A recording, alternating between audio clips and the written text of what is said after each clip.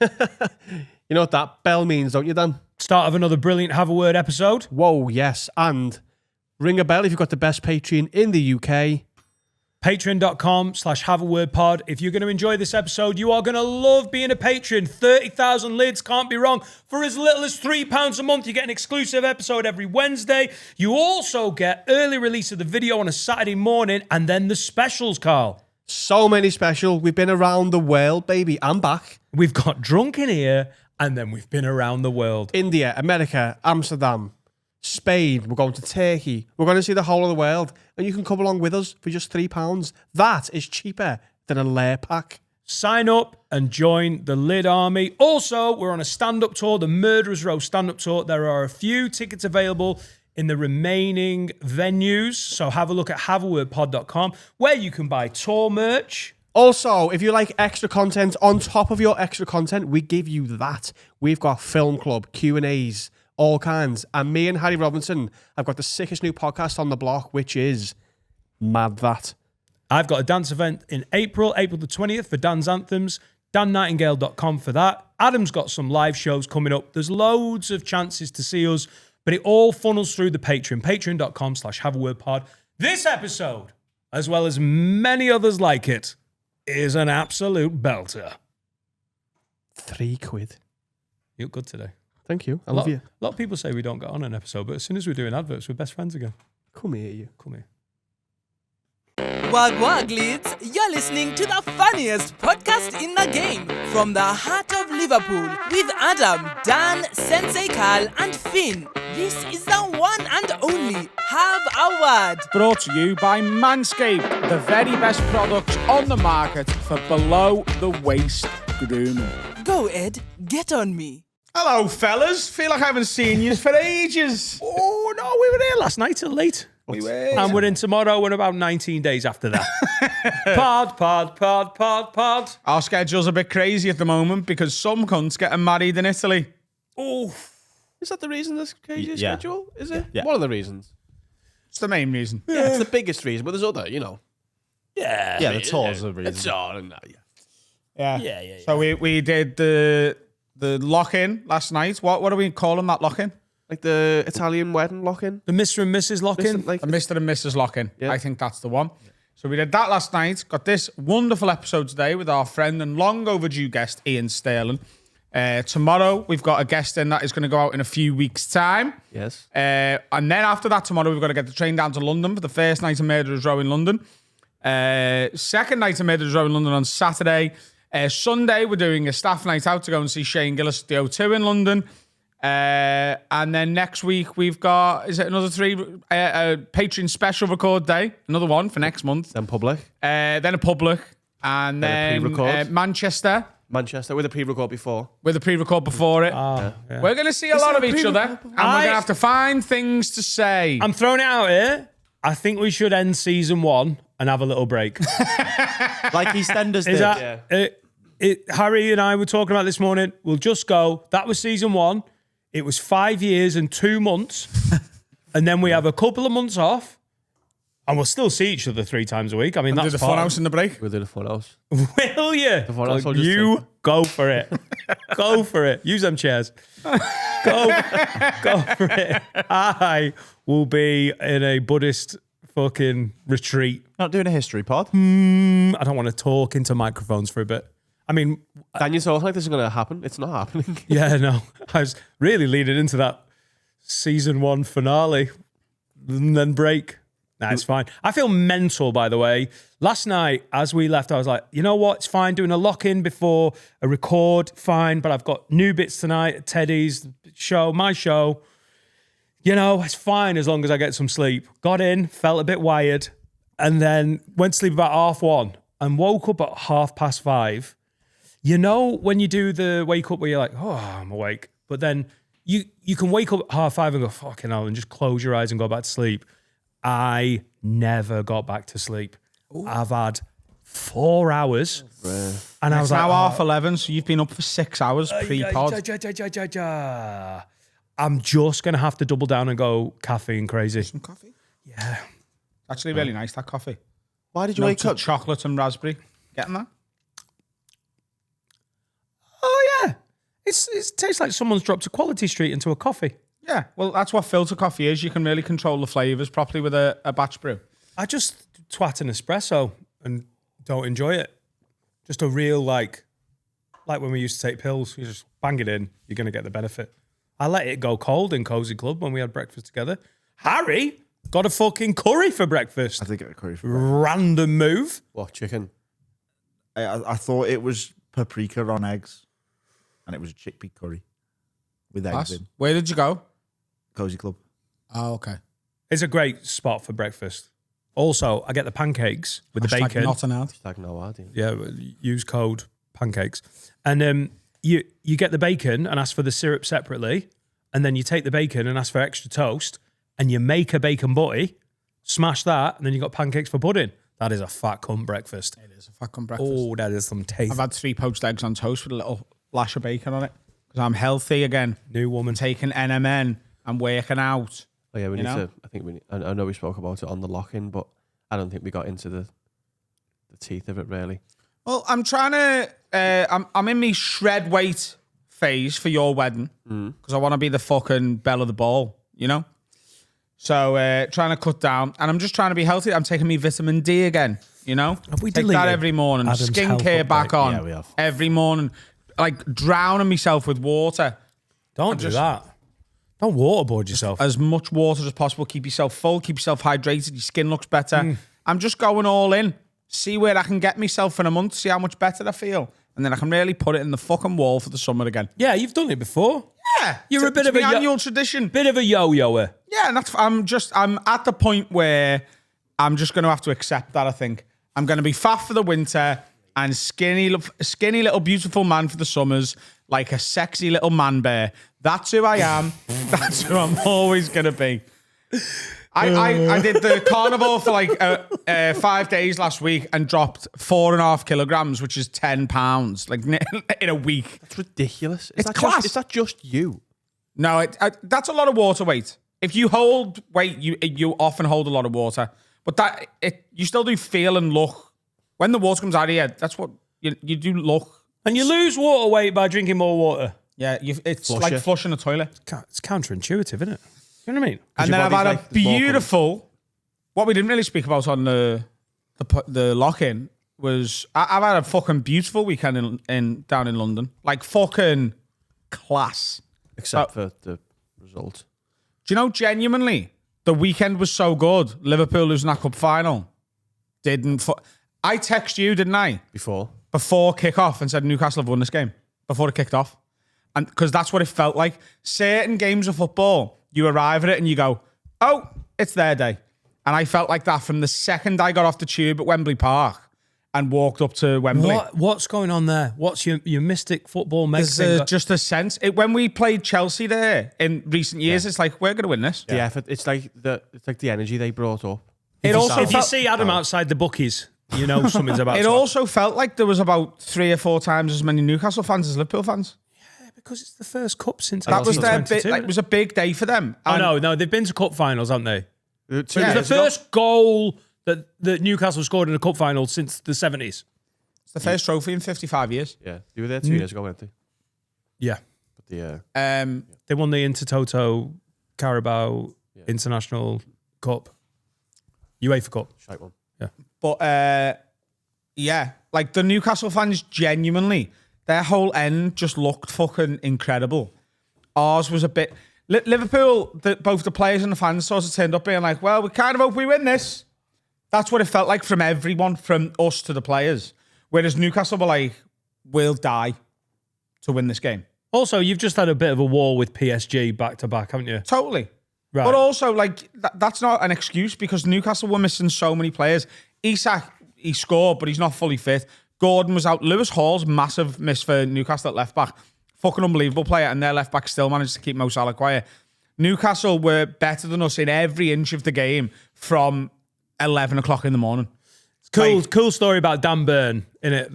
The big lad who's got his first England call up at 32 and then scored for Newcastle in a cup final on the weekend. I don't begrudge them. That's class. And Newcastle, the fans were...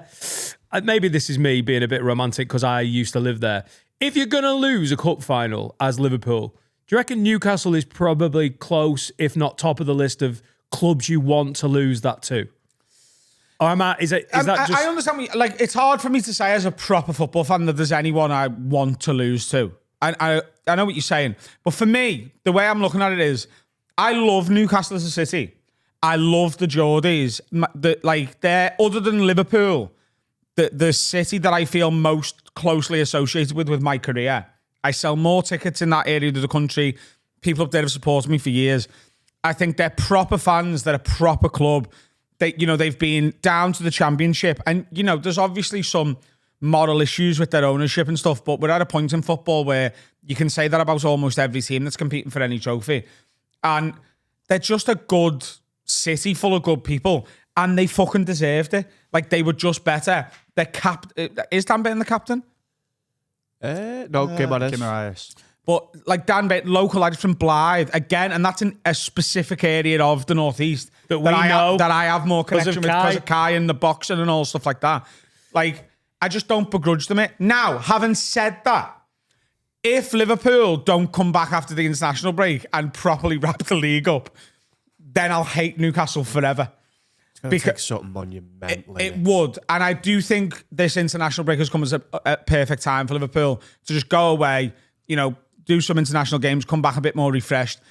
Like, if we lose to Everton at Anfield, I will shit my pants. It's such a big game. And Everton will be fucking relishing that now. Because if they manage to be our third loss in a row and put a rock onto our... Plus 15 points becomes 12, becomes 9. It's already 12. Yeah, no, that's what I'm saying. It would become... Yeah, but then I know this is football chat and people probably hate it. Arsenal aren't going to win every game. No, they're not, but they don't have to if we really fuck it up. And it's not going to happen... But because when you lose 2 games like that in a week, and especially like that game against Newcastle is the worst performance I've ever seen from a Liverpool team in person. And I'm including when Roy Hodgson was our manager. It was abject, horrific football. Like, we couldn't get anything going apart from when Federico Chiesa come on. And it was like he was going, hey, do you want to just maybe play me a bit? I'd love to see him. I'd love to see him start against Hughes actually and just see what he can do. Anyway, football. Is that the next game, the derby? Yeah. I'll get a ticket, don't worry. It's Anfield? Yeah. That's always gone well before, innit? Dan, I'll get you a ticket, no matter what the price is. I'd lose about 70% of my Liverpool tour sales. I'll just turn up. I'll turn up every late March, April. Yeah, really fuck up a title running. But football chat aside, so here's what my weekend was, right? Friday, I went up to Stockton to host the Gong Show to Stockton Arc. Really enjoyed seeing new comics. And I just felt like I was having a good time, really comfortable, chatting to the crowd, really good crowding, and really good comics coming through on the Gong. Really enjoyed doing that. Bit of a ball because I was going to London literally the next morning, so I had to drive to Stockton, which is basically Middlesbrough, and all the way back in one day. I don't love doing that, hate driving that long, but it is what it is. Saturday, got down to London, went and did a little bit of shopping, and then went to the hotel. My missus was coming down to meet me, but not until late in the evening. So I went to the O2 for Country to Country Music Festival on my own because I was invited by Universal Music Group to be in their suite because one of the agent or the label of one of the headline act, DX Bentley, was like... I'd give Universal some tickets, so they invited me down. So I got to. Do they know you're a comedian and podcaster and not like a fucking country music rep? Yeah, they know all of that. So there's people who work at Universal who are big fans of Have a Word. He is a country influencer now. He's an ambassador. That is true. Oh, you are kidding. Are you classed as a country influencer? Yeah. Shut the fuck up. He's an ambassador. Oh my. And he was early on it. He's getting big now. I was early on Every this. fucker's doing country music. Calvin Harris is doing country music now. What's happened? Is he? Yeah. He's an influencer. Yeah.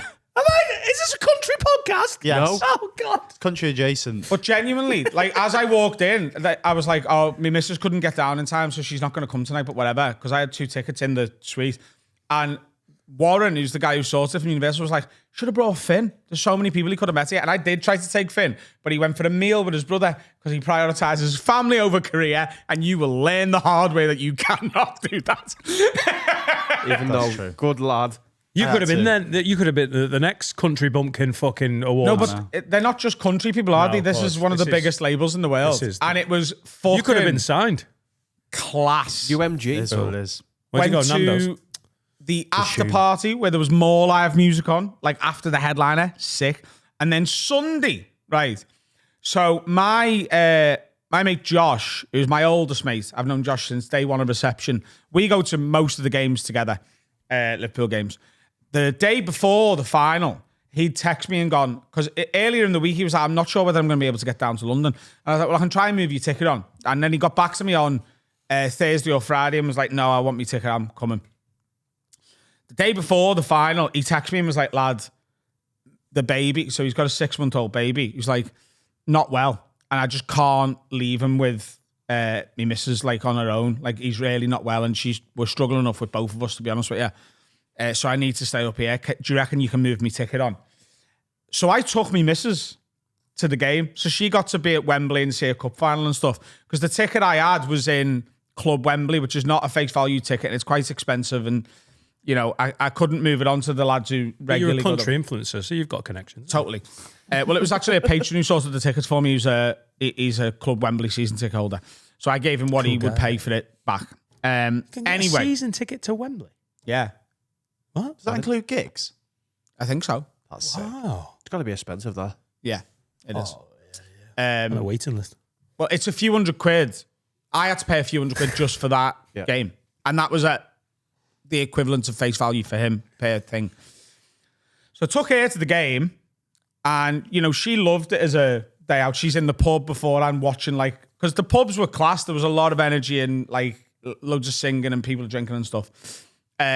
Bumped into James Stone. Remember JMO? Oh my God, yeah. JMO's a lad I started stand-up with, just a proper good Scouse lad. Well, I know James Stone. He might have done like 1 or 2 Beat the Frogs, but I right. don't know whether you'd reckon that, because he wasn't around for long. Right. He just dipped in and then stuck around as like everyone's mate. He's one of them lads who everybody likes. He's just so, He's but just like so sound. we Like, were together for about half an hour. Like, he was just walking past me in the pub and I went, James Stone, and he just left his mates to go and do the thing and stood with me and my missus for like half an hour. I love it just when you do talking. that, when you see someone and you do the full name. Yeah. He's so cool. He's so fucking sound. class, and we had such a good like time. And then literally walking into, because I'd accepted before the game kicked off that we'd lost it. Like, genuinely, I text him and I text Alfie. I text Alfie and said, "I've got some really bad news, by the way. Newcastle have already won this." And he was like, "What do you mean?" I was like, "It feels like we're at St. James's Park. Like, it just feels like there's so many more of them, and they won it. I'm telling you right now." So I watched the game and I was like, it is what it is. Like, I'll console myself with a league title. And I think that's how a lot of Liverpool fans felt about it. Just like, we're all singing, we're going to win the league, and a live made upon my chest on the way out the ground. It was a bit of a defiant, fuck it, let them have it attitude. But then, so this is Sunday, but on the Saturday night, I hope this is all right for me to say. I'd at the O2 watching the country. It's a 3-day country festival, and they do it like Reading and Leeds, where the lineup moves around, because they do it in London, Belfast, and Glasgow. So the Friday lineup in Belfast is the Saturday lineup in Glasgow, and the Sunday lineup in London, and vice versa. Rotate. Yeah. Nice.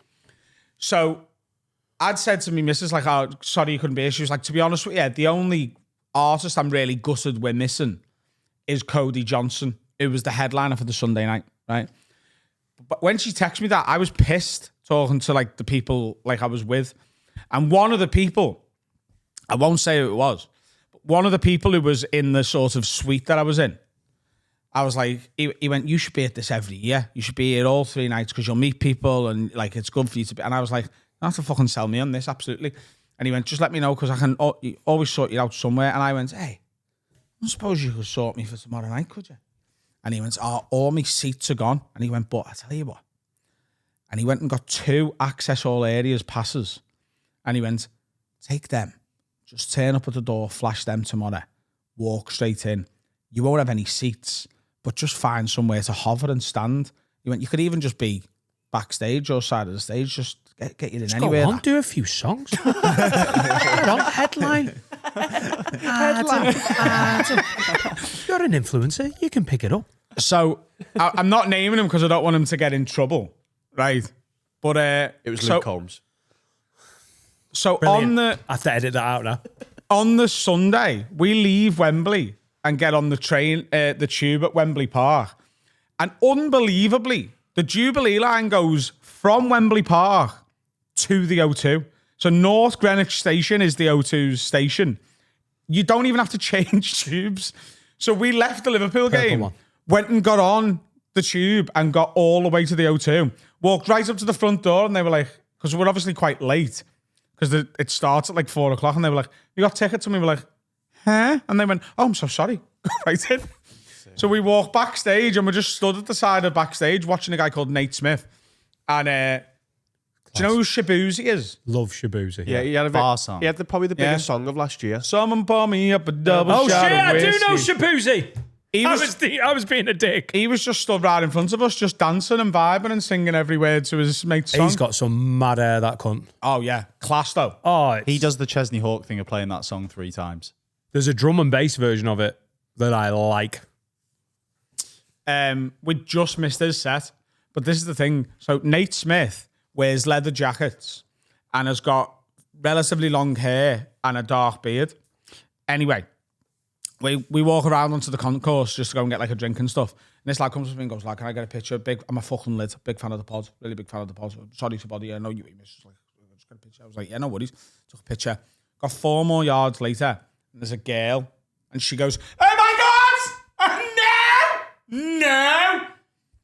Just cows. She dropped a drink. I went over to her and she was like, "Oh my God, I've got to get a picture. You're Nate Smith." And I went, "He's on stage right now." And she looked at me and went, "I'm so sorry." Scene 2. Yeah, so I reckon You should have just. me taken and it. my missus might be the first 2 people to ever do Wembley and the O2 in the same day. Like a to double back. day. Nice. Monday was Paddy's Day. Went to Devonshire for pints and lunch. Busy. Yeah. Yeah. Fucking heathen. Then went and did a bit of shopping. Then had a couple of cocktails at a bar called Swift, who did the best Irish coffee I've ever had in my entire life. And then Mike and Vittorio had a Paddy's Day all Irish lineup At the store. Look great. But they asked me to go and do it as like the only non-Irish act. Oh my God, it was good fun. And everyone on the bill, I loved, again, watching comics I've never even heard the names of. And a couple I had just be brilliant. I've booked one of the girls who was on to be on the couch next With the month. mad hair. Yeah. She looks class. She's great. It was such a great show. And then we went out for a pint afterwards. And it was me, Vittorio, Tom stayed and Trudy were just at the store hanging out. So they came out for a drink with us. And then Tuesday was, I went and did a bit of shopping, bought a suit for one of the days of Carl's wedding. And then Lainey Wilson, who we all seen open for Luke Combs in Nashville, was doing a small intimate show in Kingston. And I got invited down to that by Hair Label. Oh my God. So I got to go down to that as well. Well, yeah. You need to learn how to play guitar. Fucking country influencer. What the fuck? What did you expect? I don't know. I knew he went to country things. I didn't think he was getting the fucking VIP. Start building whatever you want to be an influencer of. Oh, brilliant. Yeah. Porn and History Live. Can't wait for that. The history of porn. Brilliant. Karcher jet washers? Cartridges. Yeah. No, Karcher Karcher. jet washers. Yeah. Well, their big convention. They do it in Belfast and London and they just move it around. It's just like, this is a pressure washer. I don't know. But I just felt like a very lucky boy all weekend of being really present and grateful. You doing... No, this was just like that's what you... Are you doing what you're thankful for? All the fucking VIP. It's just class. Yeah, it sounds amazing. Fucking... and also... It was my birthday last weekend and it was less fun than your fucking weekend. I got a dartboard and had a nap. But both great. class, by the way. Yeah. Both class. You bought yourself a dartboard. Yeah, we don't... Is this the Temu dartboard you were saying? It's a windmill. Cheeky little Chinese discount. Class. It was like a fake footy thing. Where it's like, oh You yeah, did fake dartboards. quality dartboard. And then it turned up and it was windmill. You know, like if you go on the internet, they're like, oh yeah, this is a Boca Juniors shirt, but then you can't see the Nike or the Adidas. Is it good? Is it a good dartboard? It's class. It's one of the ones with the really sharp. Bladed. Yeah. Oh, it's lovely. I mean, it's not 4 days being a country influencer, but you know, we still went to Hickory's. Oh, what did you get? They've redone the Chester one. Really nicely done. Apart from the sports book, I think they've lost something in there. They've revamped it. The restaurant looks better. I'm a bit sad the sports book's changed. You know where we Yeah. where we've done the Super Dan Day. not the Super Bowl, the NFL a few times. And then I didn't want to go for pints.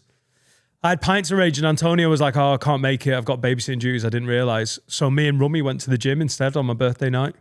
Laura was going, you should go to the pub, but go and do something. I don't want you to get to the end of your birthday and think you've not done anything. So me and Rummy just went. And I tell you what, I can see why people have a PT. Because when I go to the gym on my own, I go, oh yeah, I'm doing this. And then pull that a bit. And then when you go with someone who's like, well, you can do more than that. He's not even eggy with it. He's just like, yeah, you can do more. Yeah. Of course. You're meant to do what you don't want to do. I think you're embarrassed into doing more. Yeah, because when You're you meant go, to leave 2 in the tank, aren't you? You're meant to stop where you could just about do 2 more. like, Is it? If you go and go, yeah, I can do that. You want to go and be like, but if you're on your own, that for fuck's sake turns into, nah. There's a PT, you're like, oh God, all right, I'll do it. And then you're doing what you should I be don't know doing. if this is a sign of things to come. I don't know if I'm ever going to spend a birthday. My birthday's fallen on a Saturday and I genuinely didn't want to go. Is it because right now we're in a period where if we meet up, every other time we're having beers at the moment, it feels like we're finding booze really easily. Because of Murderers Row, we've had a few boozy sort of Lock-in. Shaboozy. You know, we've done a bit of that. So I don't know if I'll ever go to the gym again on my birthday night, but I quite enjoyed it. Like, it was a fun day. My birthday didn't exist this year. My birthday was last month. I didn't. My head's Is it still because you're chocker. so pre-wedding occupied? Yeah, I said last night on the lock-in, I'm just in some weird waiting room right now in my head. And it's the worst feeling. We were talking about this in the car on the way home last night. I understand it, and it's from such a sort of tenuous. It's obviously not the same thing. But what Carl was saying, and forgive me for speaking for you, is everything else doesn't matter right now. It's all about the wedding, and it's like you just try. It's like you're trying to pull a fucking. It's like you're trying to pull a string of time to get that event to you. Can I say, before India, the month before, I don't know what we did. I can't remember it, but India just loomed over us. And you just get here. Like, I can't honestly, like, the whole thing felt like exactly like you say. Obviously, your wedding is so much bigger. There's so much more going into it. But I have had that feeling recently where you're like, I don't know, you can't. I remember us talking about what we might or might not do at Christmas. And we both said, you're like, mate, until India's done, I can't even think about it. Yeah. But it's causing like not a big disconnect, but a weird little disconnect between me and Seneca. Like, we're in bed that night. I was like, I just feel fucking mad. Like, I feel like anxious and like I'm waiting for something. Like, we're in just a big waiting room and life doesn't really exist. He's like, I feel exactly the same.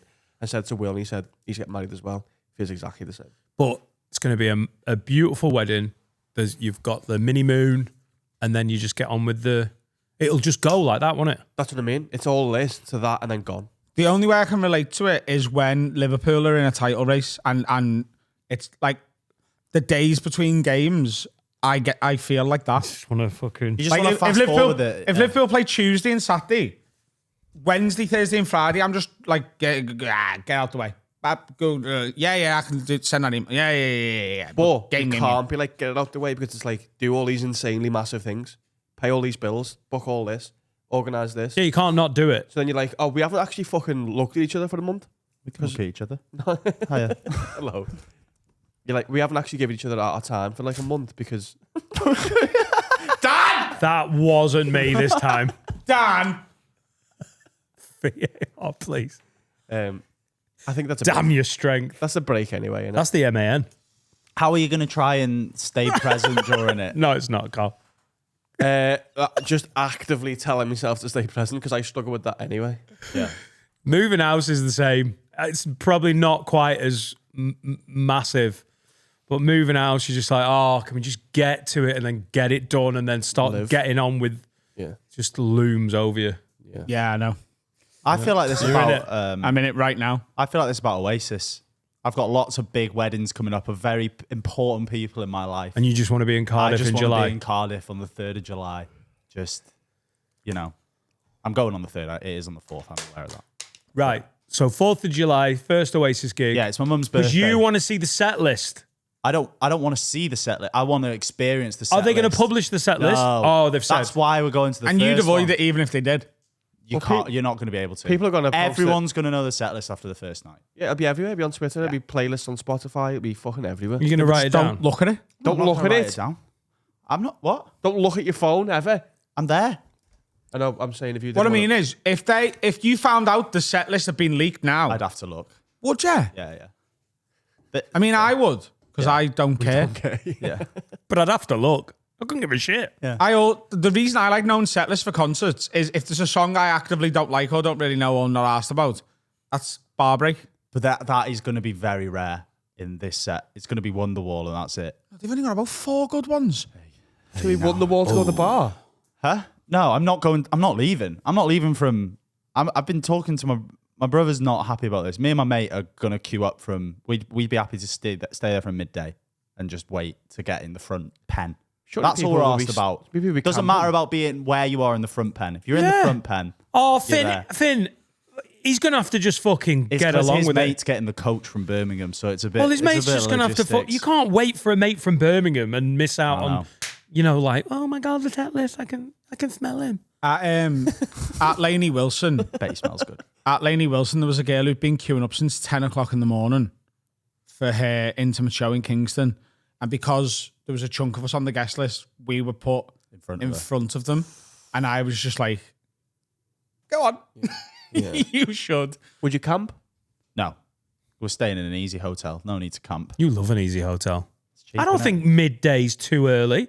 We used to do 4 No, you a.m. can for the get- British Grand Prix, mate. Yeah, you can get R.I.P. Eddie Jordan. get cans in it outside the stadium. I think. Would you not camp if they said if you camp you're gonna get front row? People will camp. Yeah. Yeah, people will. I don't think there's that much difference between the front row and 10 rows back. Who are the lizards that camp at Wimbledon? They don't actually have tickets in the stands, do they? Is that just an entry where if you're No, Wimbledon's in first, first come first serve. no, but not which in, is in the not in pub. the not in the two big Yeah. It's courts. first come first serve. Yeah. That's why people queue up. in the main. Yeah, that's So why they people have do. a very select amount of advanced tickets for the likes of Cliff Richard and that. David Beckham. I didn't know this. Centre court. That's Centre why court, people you queue queue up. up on the day to get your So ticket when in. Cliff Richard comes in, you can be like, "Nah, lad, I'm in the Royal Box. I queued for fucking Well, ages." he's usually got his own ticket boxed. But everyone else, that's why the queues are insane. Shh, I thought that was just a general entry to do all the fucking. There's 12 seats next to court 97. What? Because I'd love to I've been Wimbledon, but I slagging off them Tories for ages. Now it Wimbledon's makes on sense. the bucket list, isn't it? That definitely for It's me. gone now, though. Like, I don't know Yeah, any Federer tennis and players. Nadal. Imagine if they did that for every sporting event. You just had to be in the queue and then you could pick any seat in the stadium. Oh, it'd be class. Where would you pick? Game of footy. Where would you, like, if you were going to Anfield, like as me, let's say you actually care about it and you're not just going for the I do day out. care. I care. No, but you know- I'm not like you know your what I mean? level of like reaching Like- the days. Where would you want to sit? Are you, because I think the two options really are like The 2/3 of the way up the cop or halfway up the main stand on the halfway line. And the trade-off there is atmosphere and view. I've done both of those. Yeah. Would you say that's where we were for Crystal Palace last year? No, that was too low. Oh, was it too low? It was all right. Yeah, but it was like, And That with was the a similar fans- spot we were at for the Principality with the rugby. That was a bit Oh, too that's low, too wasn't low. it? Yeah, we yeah. were basically like 8 seats back, but at eye level with When the we pitch. played Napoli a couple of years ago, I was the row above the tunnel, and that was unreal. If I was me, I've been in the cop. You are, you? And you feel but in Adam just said if you know what I mean. Just trying to straighten that out, Carl. But you're right, I am me, and thank you for believing in me. I'm there for you, baby. I've been in the cop, and you feel like a fraud. You feel like you're there going, "Why are we here? This is like." I know a lot of people are like fucking tourists at the game, fucking ruining it. It's the nature of having a 56,000. What is it? 60? How big's Anfield now? 63. 63,000 people. Fair enough. They're not all going to be from fucking like L2 or whatever. But in the Kop, you're like, that's where the tourists shouldn't be. Where we got tickets for the Crystal Palace game, you're like, yeah, I'm not a Liverpool fan, but like it felt like I should be there. When you're in the Kop, you're like, what the fuck am I doing here? My problem with actual tourists at the game is that they don't care. So they won't sing, they won't get involved. Fans from fucking Norway coming over and being in the Kop, I've got no problem with that. And that might be a controversial thing with Liverpool fans. As long as they're there to add to the atmosphere and not just film it, you can be wherever you want. And what Liverpool need to, and a lot of Liverpool fans need to fucking start admitting, is there's a lot of Scousers who've been going the game for 20, 25 years who would consider themselves ultimate Liverpool fans, who are almost like now too cool to sing. Complacent. Yeah, don't wear red. Don't sing. It's all a bit wool. But like, it's gone too far now. Like What, they've got to the age where they're like in the 50s. Not even that old. Right. Not even that old. There's just people who go every week, so it's not special to them. So they're just as draining on the atmosphere as people who don't care. Right. But like, and it's a very convoluted fucking argument and conversation, and it's a complex equation because Anfield is a reactive ground, and you never want Anfield to be this wall-to-wall 0 to 90 noise, because then you end up like fucking Galatasaray or Crystal Palace, and their atmospheres don't change games. Anfield's does. Anfield reacts to the ground, and it takes a moment or a spark, and then Anfield just decides, oh, we're actually going to win this game. But there is a lot of people coming to games now who are just like, oh, Liverpool are doing well, I want to go to a Liverpool game. And, you know, I have to admit that I'm probably like that with American football. Do you know what I mean? I'm probably to the Eagles what some people are to Liverpool, where they're like, oh, I want to go to Anfield. Yeah, I'll pay the 400 quid to a tout. And especially Americans, what the interesting thing with Americans coming to Liverpool games is that the tout prices in soccer are cheaper than face value in the NFL. Yeah. As astronomical as it is to British fans, when it's like, what, you paid 300 quid for a fucking ticket for Liverpool Newcastle? It's $450 to be in the main stand, face value, at the Eagles Stadium. Well, that's two different economies, isn't it? Because what you get paid over there is twice what you get paid over here for most jobs, isn't it? Yeah. I don't know if that totally works out, but I feel the same But about are they fans. Foreign Wigan fans. foreign Wigan fans just All coming three of them? over? We've got one from Hong Kong called Gallon. He's great. No, I think what Adam's saying is the collective. If you know who the person Yeah, is, no, that's Gallon fine. adds to the atmosphere. Yeah. Gallon. There's a fella called like Andy who's American. Is there like three of them? And Chunks is from like Oral. Oh, Jesus. Foreigners coming on the train. Interesting. All right, let's have a break. If you're going to go to the game, just add to the atmosphere. Learn the songs, you big Scandinavian. Like, if you're going to film it, film it and sing. Because otherwise, if everyone ends up just filming it, no one's singing. People up. No, don't film so you. Why can it be? You and I could get along so. You can sing your own song, can you? Yeah. Just make sure you It's a sing. great Glenn Wall bit. Fucking went to the game. Everyone's singing. I didn't know you're not allowed to pick your own song. Come on, guys. Everyone knows this. People are people. Very funny. Let's have a break.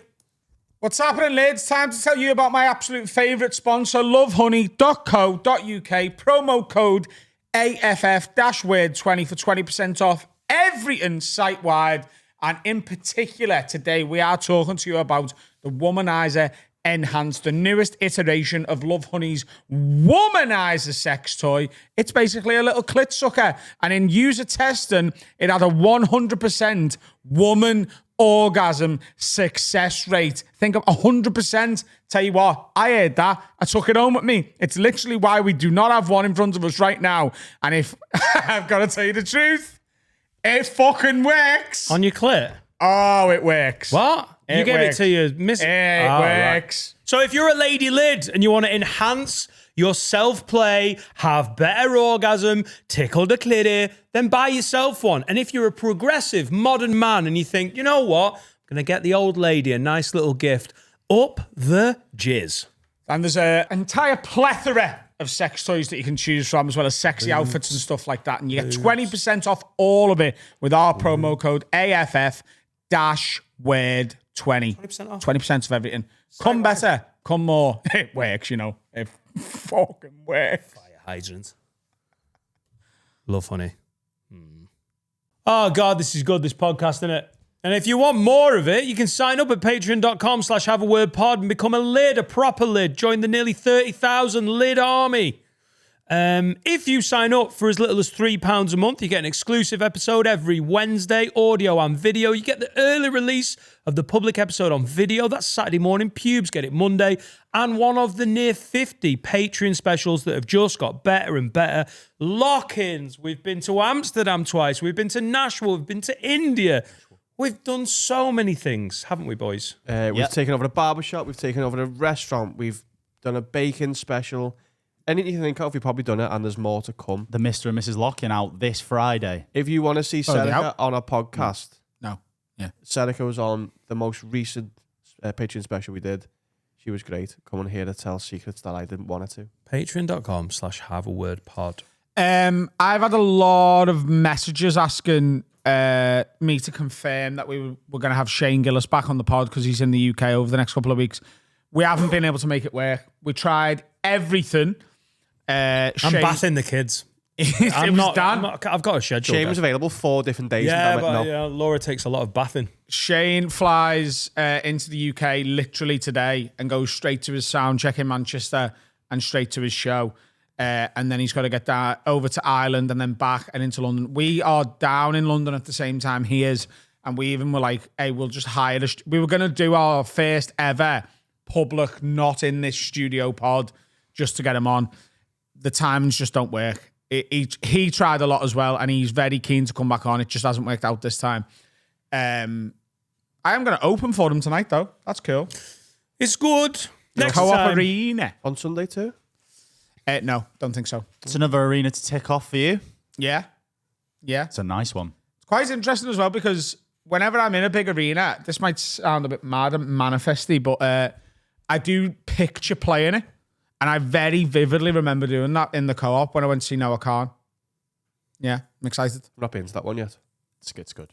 That arena. It had a bit of a wobbly start, didn't it? Oh, it's a nightmare getting in and paying for drinks, but the actual arena's really nice. Well, I've never heard of such a thing in an arena. Me neither. We've got some. Where's Connor's got a stand-up question. Connor says, I really enjoy watching live comedy, but I feel like a comic set is ruined for me if I don't believe them. Like telling stories that they keep saying are true but are clearly bollocks feels a bit wank. Where do you two stand with telling real stories on stage, or does it not matter? I don't need it to be real. I have to believe it's real in the moment. So, and this is not just with stories, it's with opinions and with any sort of part of stand-up.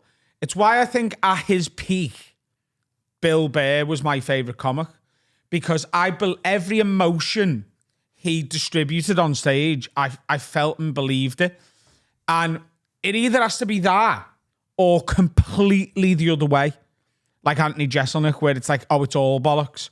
When it's like a bit of a mishmash, a wishy-washy of the two, where like it's a conversation I had with Freddie about 10 years ago, when Freddie first started trying to do like more dark stuff.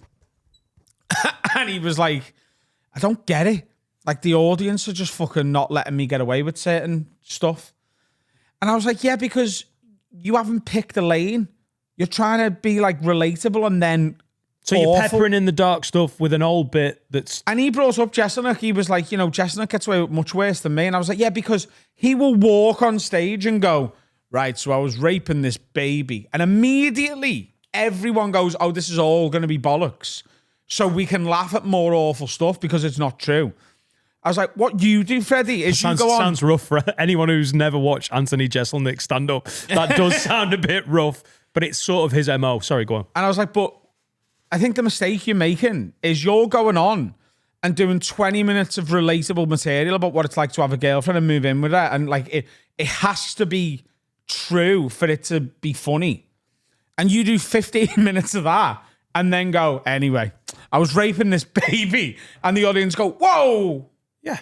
Because they now have you down as a believable comic and they can't deal with the fucking And change. Jesselnick's 8-9 specials in where he's playing to his crowd. He's not, you know, he's only like 3 or 4.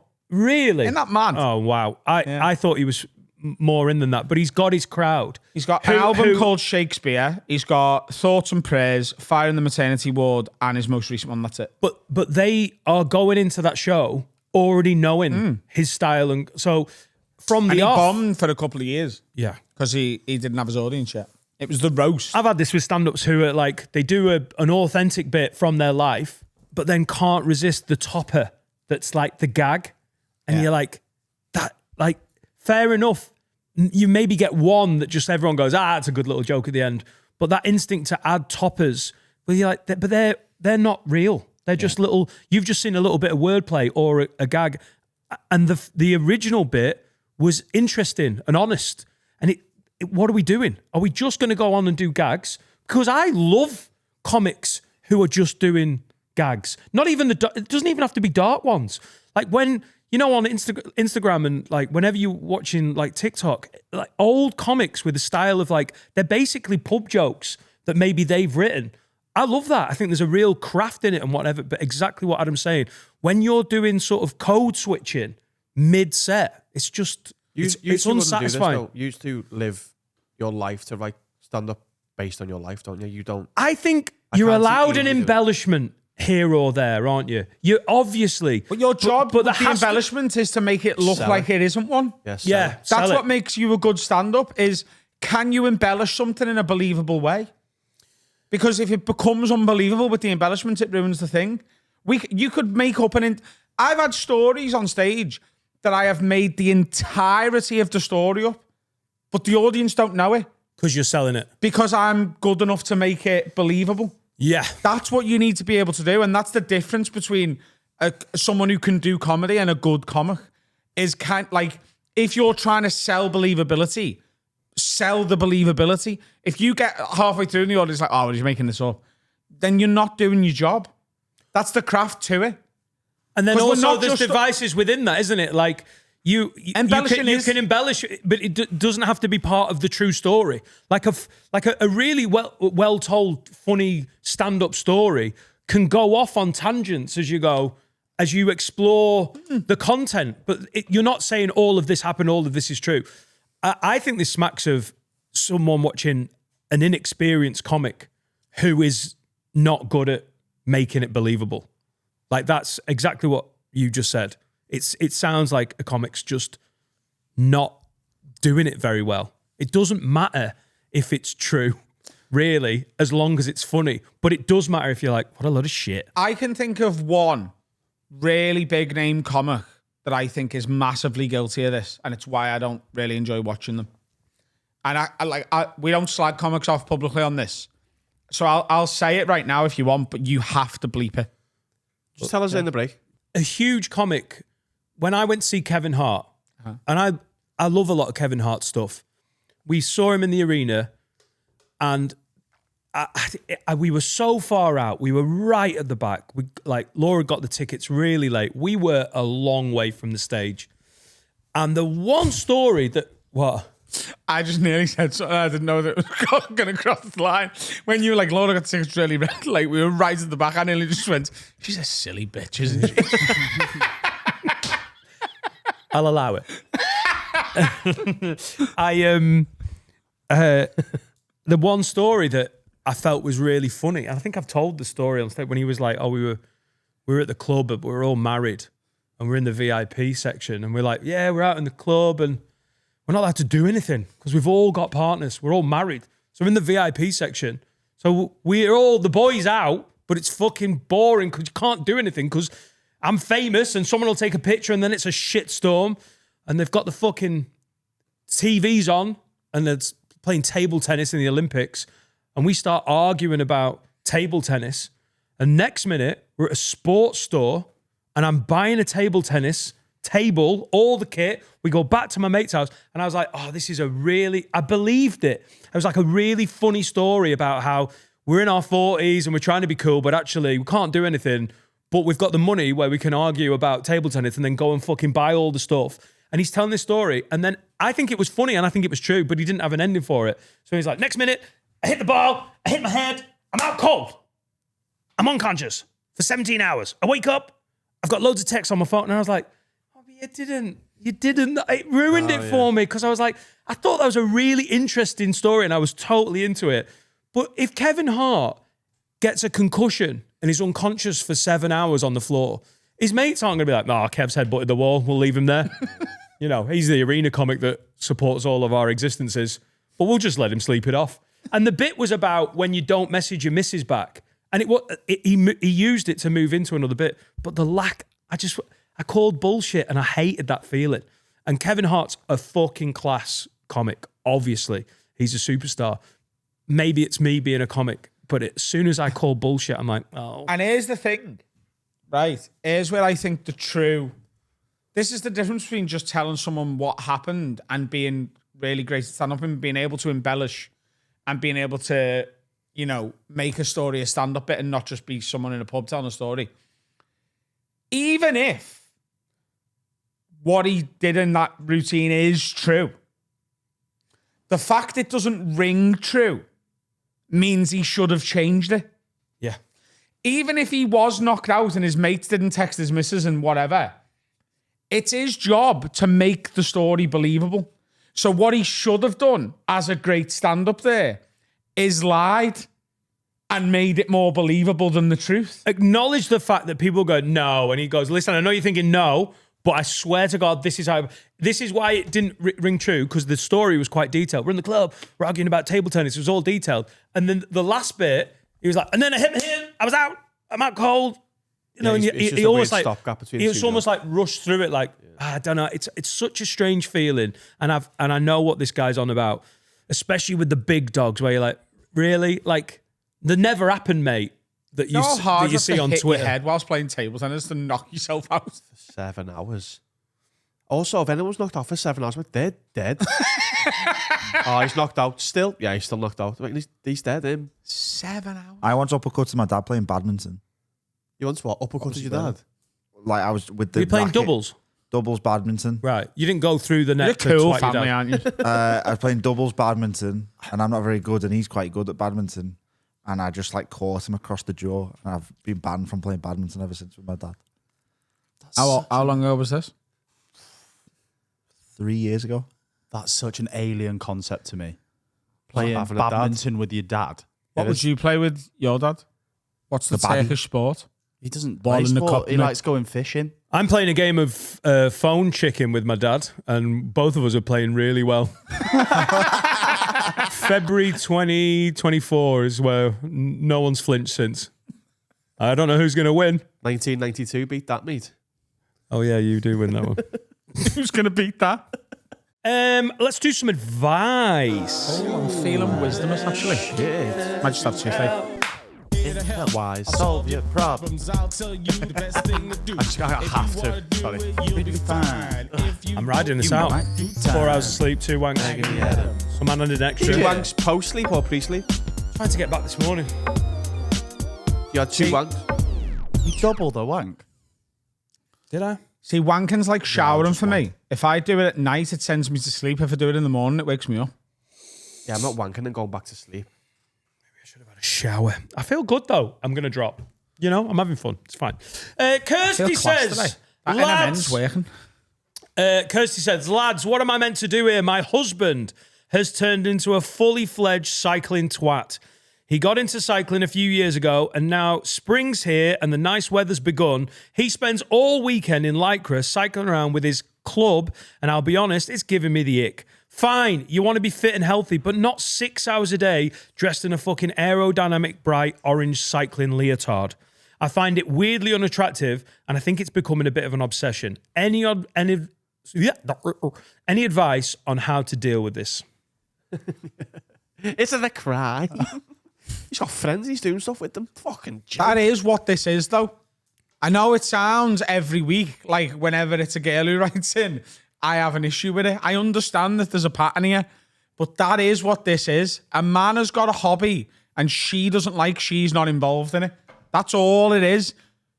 Men having fun is the worst thing you can do when you've got a partner. What if your missus, Sandra, you know, what if she was like, I'm just getting into cycling, and she was fucked off for 6 hours? It sounds great. I just checked myself. Oh, it sounds great. If Laura could get the kids into cycling as well, that'd be fucking What are you brilliant. talking about? It's all it is why aren't I involved? Because you're not. Fuck off. Go and do your own thing. What is a question, and none of us can answer it. What are girl hobbies? Shopping. No, that's sexist. Because I like shopping as well. I like shopping more than Running? Seneca. Well, more than Seneca. Yeah, me and Alex are the same. Beads. What? Beads. Which mean beads. Beads. Elaborate. Like beads. You know, like, do you remember those things that like you'd stick on and then you'd put the heat on? Right. And they'd turn into How like old little- are these How girls? old is your How old's your girlfriend, missus, Harry? Ellie's not into that. I just think that that's a girl. My Little thing. Pony, all sorts. Like, this is not a slab, but Hopscotch. like, comment below, girls. What are Gym. your hobbies? The gym. Pilates. Stalking your friends' exes. Yeah, that's a big one. I once spoke to a girl. I'd matched with her on Hinge. I matched with a girl on Hinge, and we were talking for like a week or so. And I was like, "Oh, what are you doing tonight?" I was like, "Oh, well, we're just in the car at the moment, across the road from my ex, and we're just watching his house." She said that to you? Yeah, On Hinge? On Hinge, and I was Unhinged? like, and well, no, it was we'd come off Hinge. I think we were on Snapchat, and I was like, that's funny, and she was like, "No, really?" And she sent me a photo, and it was just like outside this fella's house. So I just Sexy. But so you I can't just get that blocked conversation it. on. And didn't I you? was like, "Is that not meant?" She was like, "No, we do it with hers all the time." I just thought we'd do it with my fella. She also only ate rice cakes. She's that fella. Fish on a rice cake. Have you seen him now? No, she's less than him. She She doesn't have the fish. Right, it's only rice cakes and halloumi. But I don't judge that. I judge the stalking. You should judge all of it, actually. In from- fact, the rice cakes and halloumi thing is worse. She's from Bolton as well. Ah, it's top of the list. The Holy Trinity. Do you not think She girls... better have been like a 10, by the way. Yes, she doesn't sound it. What's this out of? 10. Out of 50. Mental. I reckon girls maintaining their friendships is like a hobby. That's definitely what Seneca's That's biggest. like they put energy into it, like this numbnuts is putting into cycling. Like, Sarah could go, on Friday I'm going for a walk with Alex, or I'm going for a walk with someone, and I'm like, imagine you went, lad, do you want to go for a walk? I'm like, no. No. Just come around for a coffee. I go for a walk with Fucking like hell. Jack.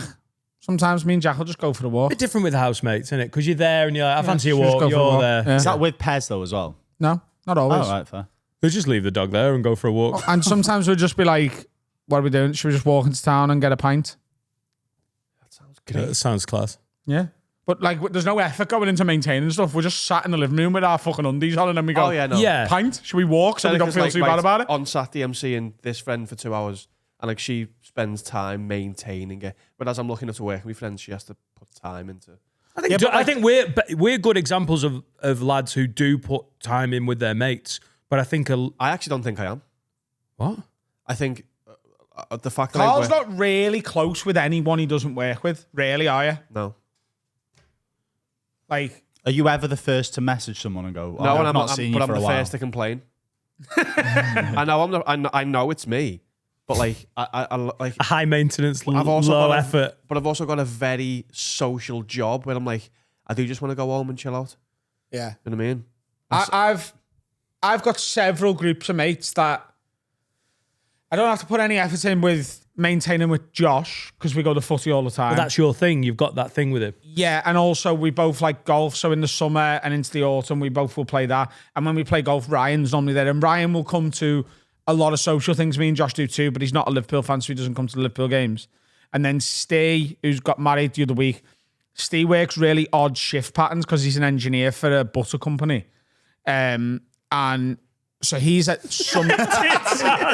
Gay. He's gay. He's an engineer for a butter company, if you know what I mean. But And they're all in Liverpool, though, aren't they? They're all in West Derby, really. Yeah, because and also if my I don't mates see are all over the shop, and you have to sort of make the effort, otherwise no one gets into. No, but I also think like if a woman doesn't see her mate for a year, they might as well be dead.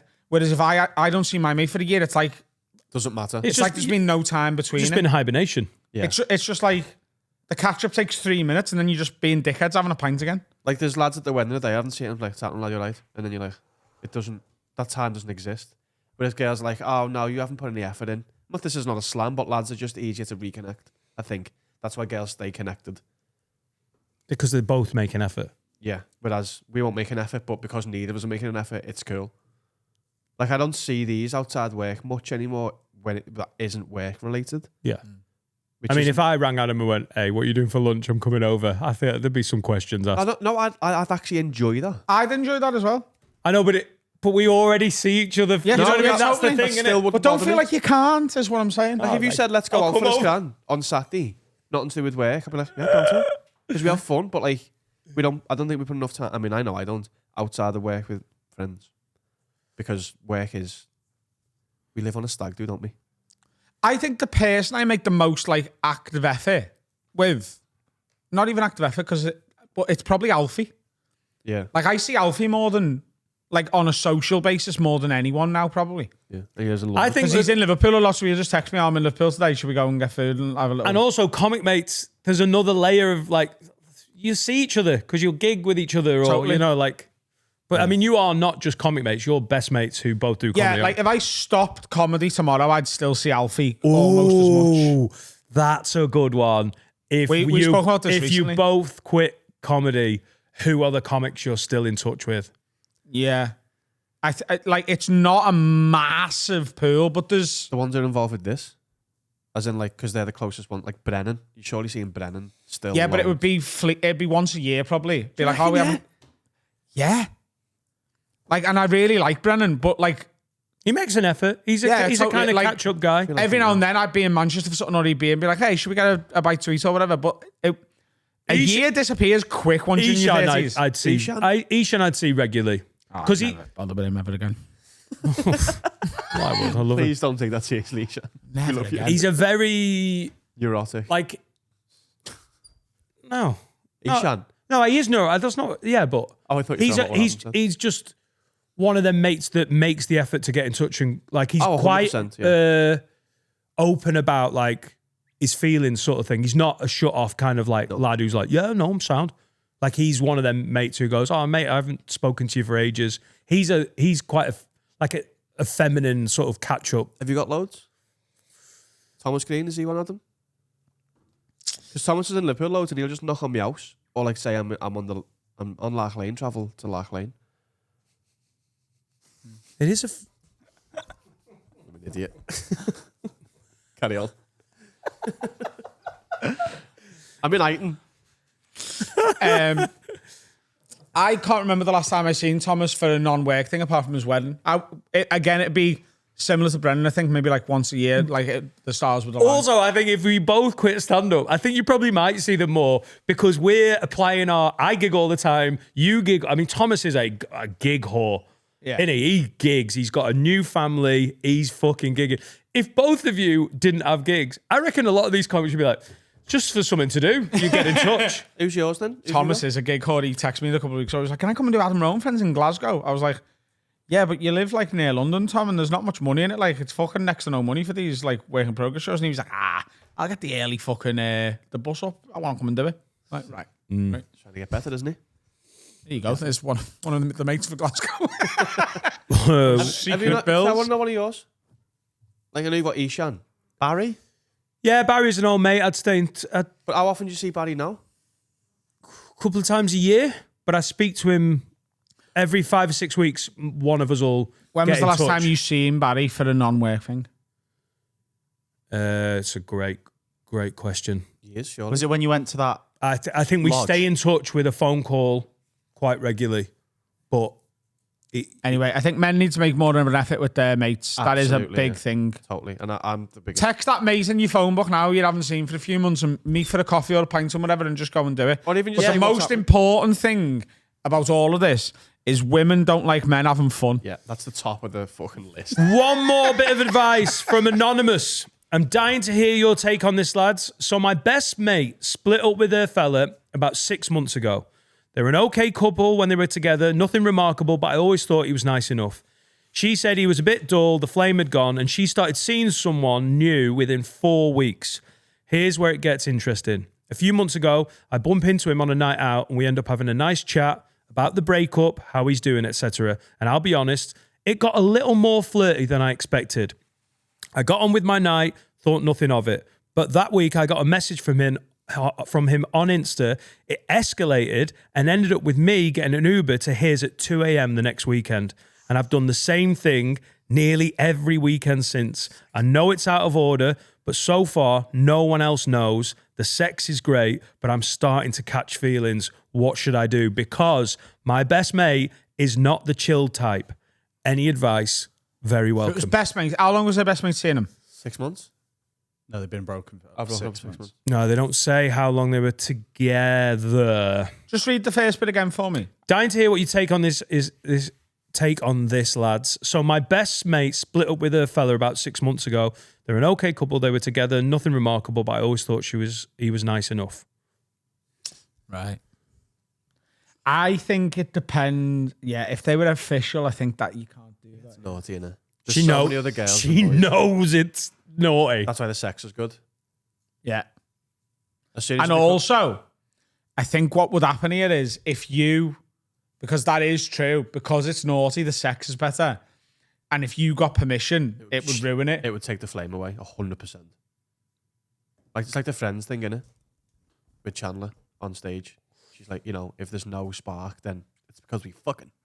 That's it. Yeah, there's a bit of me thinks. No, making it taboo is why she's going there every weekend. Like, this is naughty and this is boss. Yeah. But if the lose her if the friend. feelings are being caught, Yeah, but she'd lose her friend and she'd lose this spark with the lad. So just fucking bin it off. How would you feel if I started getting with one of your exes? Faye. Faye. Yeah, me and Faye. Fine. Would you though? Really good. Like if I was on my phone, I was like, fucking Christ. And you were like, what? I was like, oh, I've just got another nude from Faye.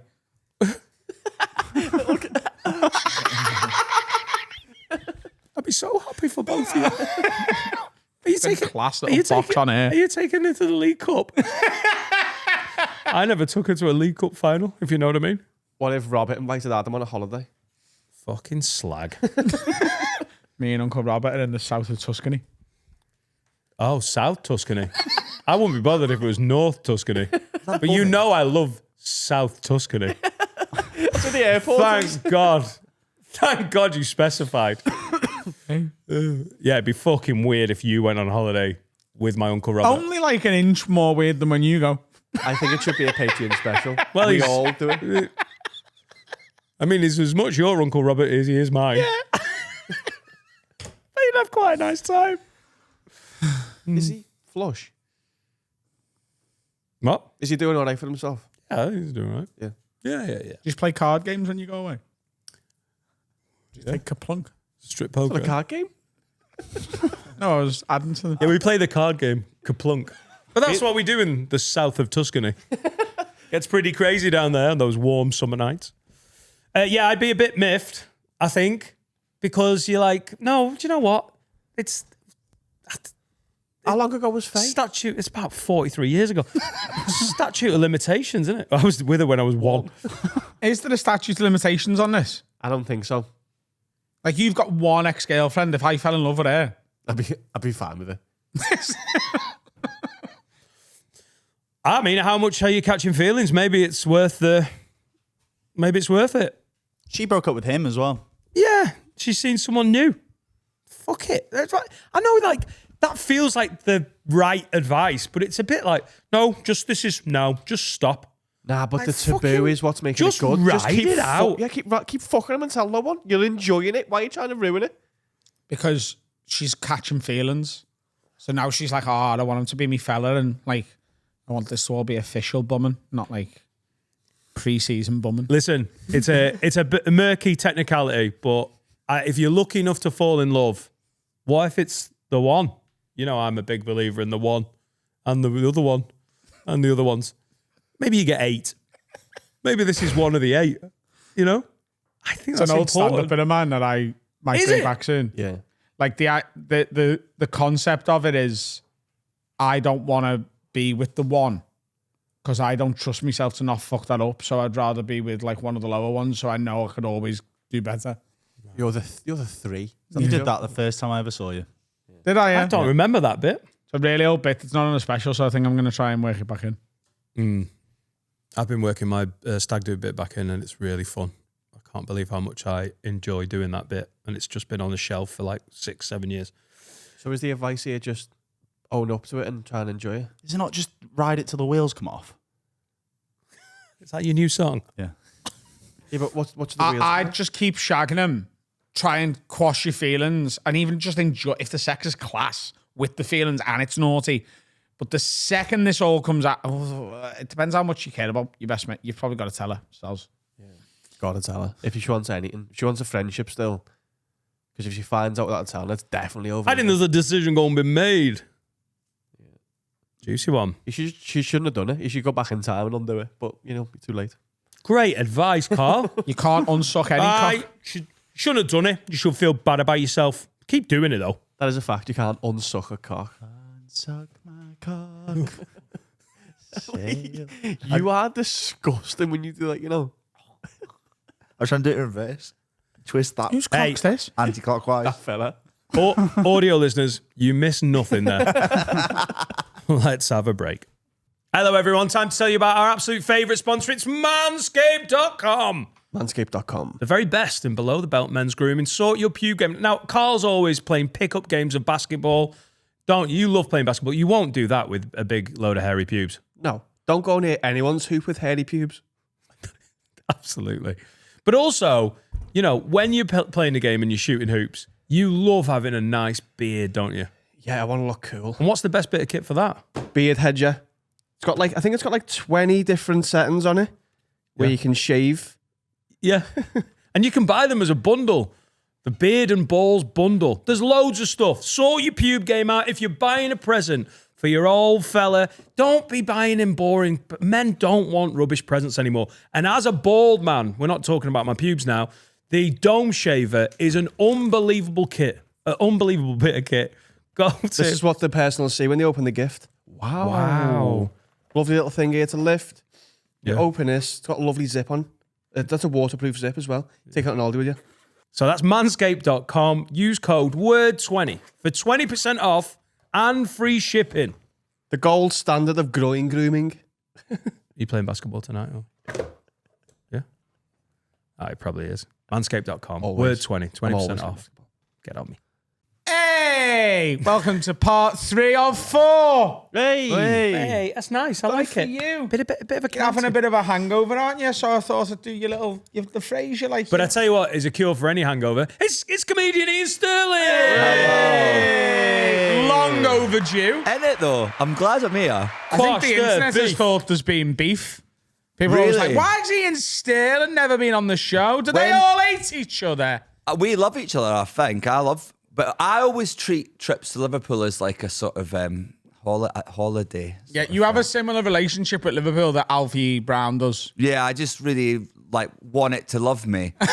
But they're like, Liverpool are like cats. They can fucking smell it off you. Like, this guy is too keen. I'm showing up with my 95s on hi guys. Gonna be Start my calling them friend. 110s and not 95s. All right, there you go. Straight away. Look at that. Straight away. I can't do it. Do you know why we call them 110s? No, I don't. We had a discussion about it once after an FA Cup final. But I forgot I was battered and I don't remember what was said. That was a good FA Cup final. That was great. That was really good. We ended up having. Did we not go to a pizza place with Shane Gillis? if I Yeah, remember we were correctly? initially in a. What a So we life. bought cans from the offie That was it. and sat in a fried chicken shop, drinking cans, eating pizza with Shane. Because Shane had gone and been in the Chelsea end, but just wanted a pint afterwards. And then just went to some hellhole pub near Wembley. It was class. Yeah, it was fucking good to be And that's fair. when everyone had the trainers on. We were explaining the 110s. It's the price. They used to be £110. Not anymore. Inflation. Is that actually what it is? Yeah, when they first come out, they were 110 quid. So we got called 110. But Nike Air Max 95s were 110 quid. Yeah. Yeah. Fucking class. And that is literally it. And that's why, see, I'm on this. I would rather have this discussion in private and not have the city hate me. I mean, But they're you know not what I going to mean? turn on you for that. Doesn't even know numbers. You've no idea. I'm so thirsty. It's pathetic. Do you think you'd ever live here if you had the choice? If I could live anywhere, I would. I think I would. I love here. I mean, probably Scotland because obviously that's where my family and that are. But this is the place that I feel most like just chill. Spiritually connected It gets me. It's got a Greg's. Is that all it needs? Got loads. You fucking love Newcastle or Leicester Square. Yeah, I know, but then that's what I mean. But it's just, it's got like, it's just nice, man. I can't put a finger on it, but it's just class, Yeah, we are good. isn't it? Your bins are purple. Is that a red blue thing? So apparently It is, yeah. it's meant. Yeah, is that true? Yeah. Yeah, apparently they mix. Doesn't make sense though, because then the recycling one is blue. But there's no red one. But the purple one, I do believe they mixed Everton blue and Liverpool red, and we're like, that's the fucking bin, mate. Why is it not just black like the rest of the country? What? Why is it not just black like the rest of the country's bins? bins? You made that sound rephrase like that. you've gone, like this podcast has gone mental right wing. I don't see colour. In I don't care if you're black, blue, or purple. in Knowsley they are, aren't they? What? In Knowsley, which is the outer ring of. I thought they were brown. Because I remember being on a bus about 10 years ago. Right. And there was flex. And there was like a group of kids at the back of the First bus. Shane Gillis, now a bus. There was a group of kids at the back of the bus, and they were sort of like bullying one of their mates because he was from Knowsley, and they were all singing, "You've got a brown bin, maroon, maroon." Doesn't even go. It doesn't even scan as a song. That's Why what do you got a brown bin outside your house? Yeah. Yeah. Maroon is on fire. Inside your house, But yeah, we think, I think it's probably that simple, red and blue. Yeah, That's great. not upset anybody. So no one would set bins on fire. No, it's just like, oh, I'm not having a red bin outside my house. I just saw the rubbish on the floor. But they could have made it blue, and Liverpool fans wouldn't have been asked. This is an Everton thing, isn't it? Yeah, it's all like when about they us. sacked Ronald Koeman from putting red tinsel on the Christmas tree. We sacked them for this Christmas tree, famously. Get out the club, Ronald. No, That did happen, by the way. He wasted all the money, the fucking stupid fat Dutch cunt. He's the reason we're in this shit. And See- the tinsel. See, it is a pleasure to be here, but this is the exact sort of place I'd like to be in a pub with a Guinness. Without the pressure of being funny, just going, no, he is a cunt, that's class. I hate Ronald Koeman. He's the one we gave, and we've done a lot of footy chat today. When we got the money from Mishiri, he was the manager who got to spend it and then just fucking jizzed it. I actually think he's quite a good manager, isn't he? You know, because he's gone on to do all right since then. And Everton sort of stalled. Yeah, but I'm saying he bought all the shite. And the tinsel. The tinsel was genuinely the turning point. He had a red Christmas tree and loads of Everton fans were like, fucking... A red tinsel or a red disgrace. Christmas So it tree. was like red themed and of it. Oh, Red, you know, like Christmas. If one of Ronald Koeman's terrible signings was to have the nickname Red Tinsel, which one would it be? It was Sigurdsson, Koeman.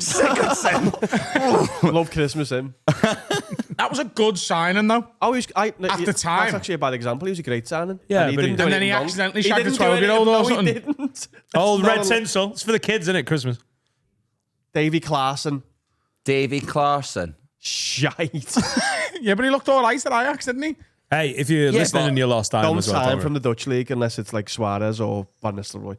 We've learned that. Van Persie. You're a Liverpool fan. Is I'm that a what- Liverpool. Right, okay. I'm a right, Liverpool right. fan. You're just not just hanging around Wembley hoping to see Adam and Shane Gillis. you're a No, Liverpool fan. I hang around pizza places hoping to find Adam Rowe. I hang around off licenses near stadiums. Yeah, I'm a Liverpool. That's how we first sort of met in that, innit? I think. Absolutely, yeah. Yeah. Edinburgh. Similar to like where starts hanging out with Alfie as well, really. Yeah. Oh, the match on at the Fringe. Yeah. Yeah, Three Sisters sort That's of when vibe. yeah, outside. I met you there as well. Yeah. Watching the game outside on like the big screen.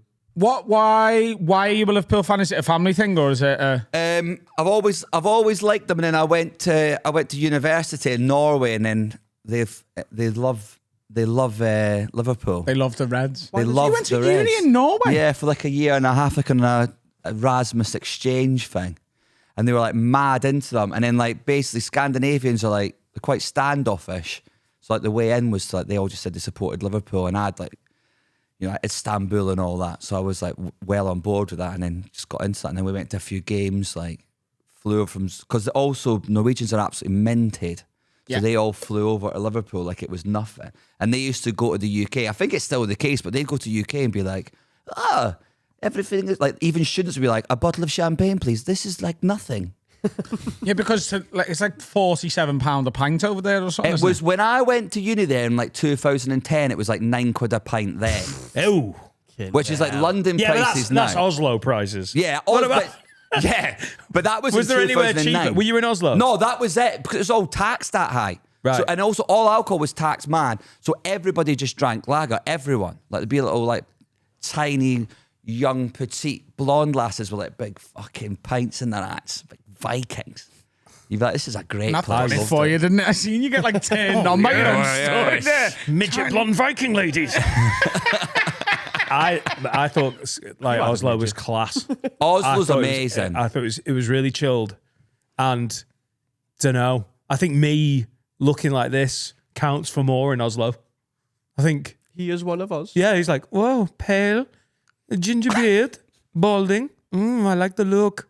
Is that Like, the you know girl? what I mean? Did you do well when you went over there? Or I did got you a few looks. I was like, I'm punching above my typical weight here. Yeah, well, you're just different in it, because I remember when I was at uni there, brunettes did unreal at uni because everyone's blonde. So there'd be these like stunning blondes that were just like 10 a penny. But You'd be look like, at me, I'm only a 9. I'm a UK 9. Big feet. No one's going to buy Have me. you ever fucked a Norwegian lady? Why are you saying it in a whisper? In case they're listening. No, I have Why never. were you punching above your weight then? No, I just in terms of the, you're getting a little. You can get a vibe. You're getting a little look. The subtle Norwegian. Oh, I like it. I got a few of those. Yeah. You just got a hint. What does she mean? No, the Norwegians have got a very subtle flirt. You'd see a blonde lady, obviously, from the other side of the bar, and she'd be like, "Oh, I'm into it." Just They're all stupid. They're very cold. If you got a little smile, that would be enough. But that was our way in. We just literally for about 3 weeks we'd go watch Liverpool game. We had equivalent of a tenner, buy a pint, nurse it for an entire match because that's all you had money for. And then go home, and then after 3 weeks they all warmed to us. But they all had like these mad deep Norwegian accents. But then a lot of them grew up on Liverpool, so they had this like really like that sort of cod, almost like comic book high pitched Scouse accent. But they'd speak in Norwegian like. I had a mate called Fredrickson who would generally be like, "Oh, but du har kommanderet ett bud för han be, you're 18, mate, you want to go for it?" That's because they've just that's how we learn English. What did you study in Norway? Law, use. Why did you go to Norway to study? The truth is, I applied late to get a year abroad, and genuinely it was so expensive, no one else had asked to go there. So it was like the only. what uni were you going from? Third year. No, I mean, what uni were you at in the UK? Edinburgh. Oh, right, okay. So I was born and bred in Edinburgh. I'd lived in Edinburgh my whole life. Like, first person from my family to go to uni, so the thought of going somewhere else was mental. All my mates and that were here. My mum, I stayed at my mum and dad's house, and why would you spend money? It's mental. And then went to uni and then met like middle class people. And then I thought, I need to move out and explore. Are you a qualified lawyer then? I've got a law degree. You can only qualify as a lawyer once you've got a degree. It's like you have to do it. So you haven't done the actual qualification to be a lawyer, but I've got a degree. I've got an LLB, which is like a law degree, but then you've got to do more years to qualify as a lawyer. So what can you do with a law degree? Be a solicitor? You can go in to then do the. So it just opens doors for you? It's no It's just like a fun degree to have, innit? You just get to do loads of reading for fucking no reason.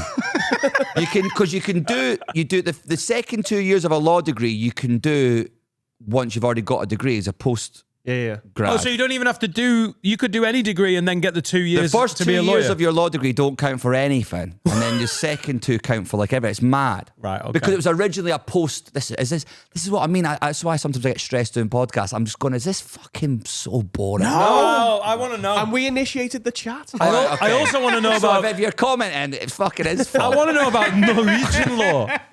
Oh, I did Norwegian law. I just did oil. I went over and That's I thought, all they give a fuck about, It's innit? With the the £9 ale. pint. Fucking love it. The And Norwegians. fishing. That's why they're not part of the European Union. They're minted. They're so rich. There's It's- Norwegian oil. That's What? why they're not in the EU, because they're like, good, fuck We have yourself. all the monies. We've got all the, that's There's my there's Norwegian. big pipes between Aberdeen and Norway just transferring oil, and there's whole law and about who owns the pipes and who owns the water above the pipes and the oil in the pipes and the oil out the pipes. Pipe law. Petroleum law, it's fascinating.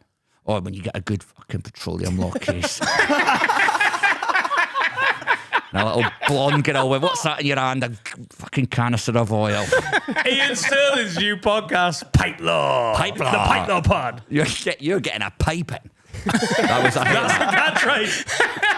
This week on You're Getting a Pipe And In. I've seen this podcast enough to know there's going to be a 30-second highlight thing of me just going, you're getting a pipe in. And it was like, yeah. That's exactly what I thought the guy from Love Island would sound like. Yep. Judgment made. No, but I really loved it. And then I tried to do one exam in Norwegian, like one law exam in Norwegian. Written Norwegian. Written in Norwegian. That's bold, isn't it? I got a D, but that's 40%.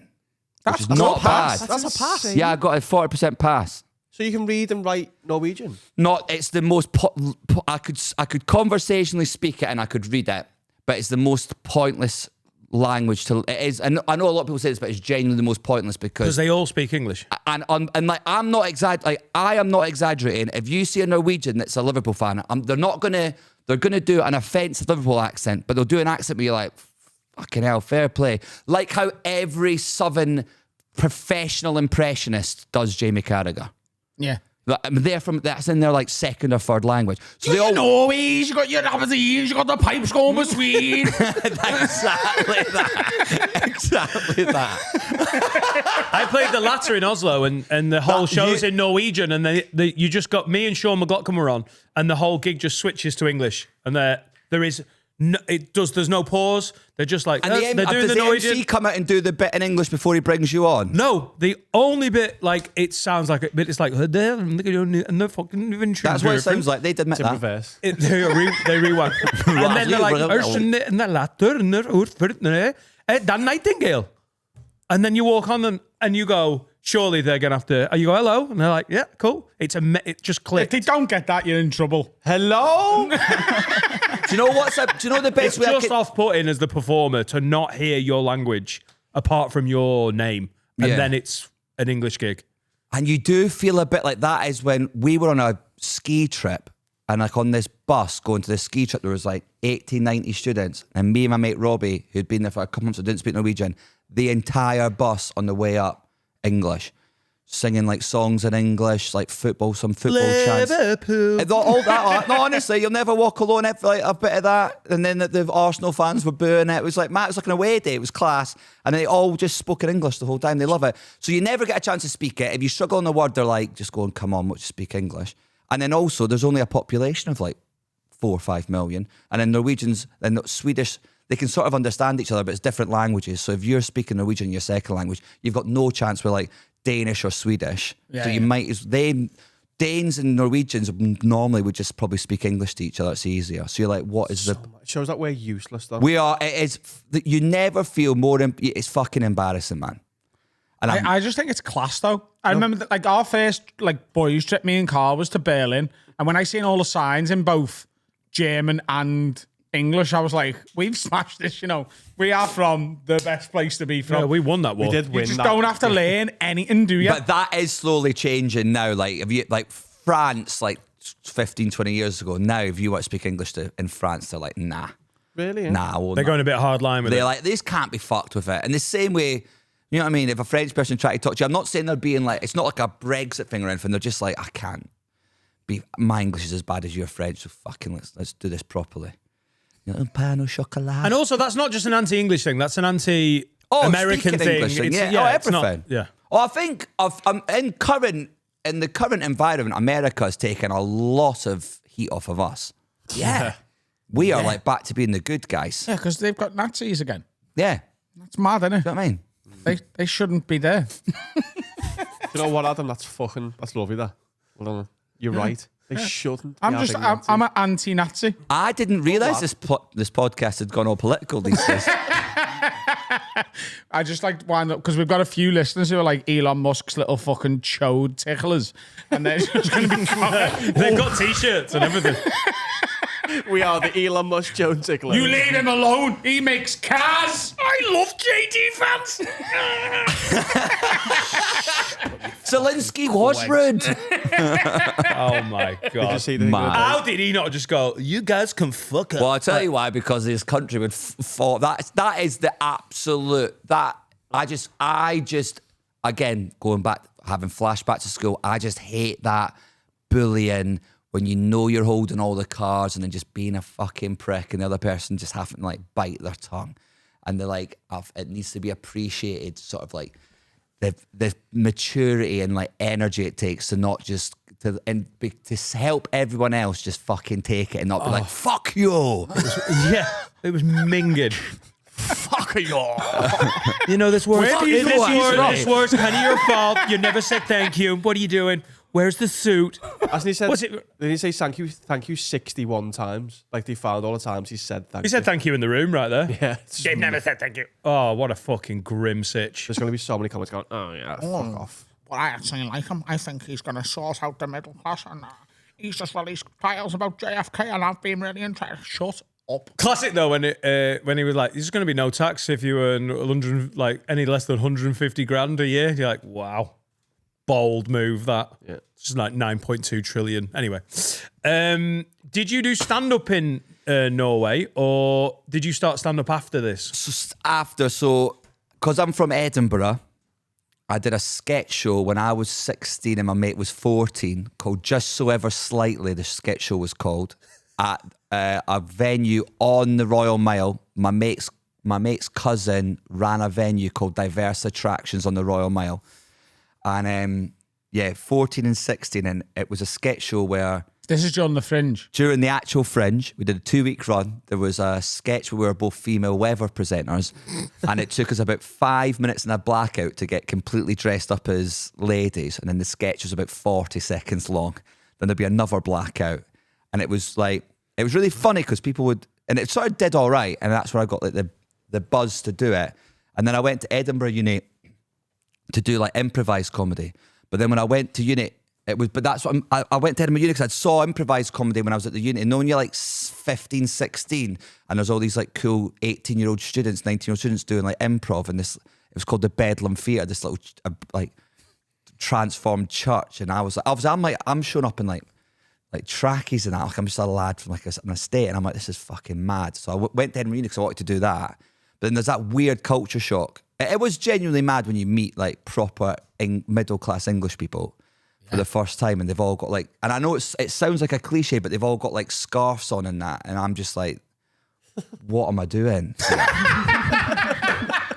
And I'm doing like, I feel like I had a repressive childhood, but you're like, what the fuck's this scarf? do you know what I mean?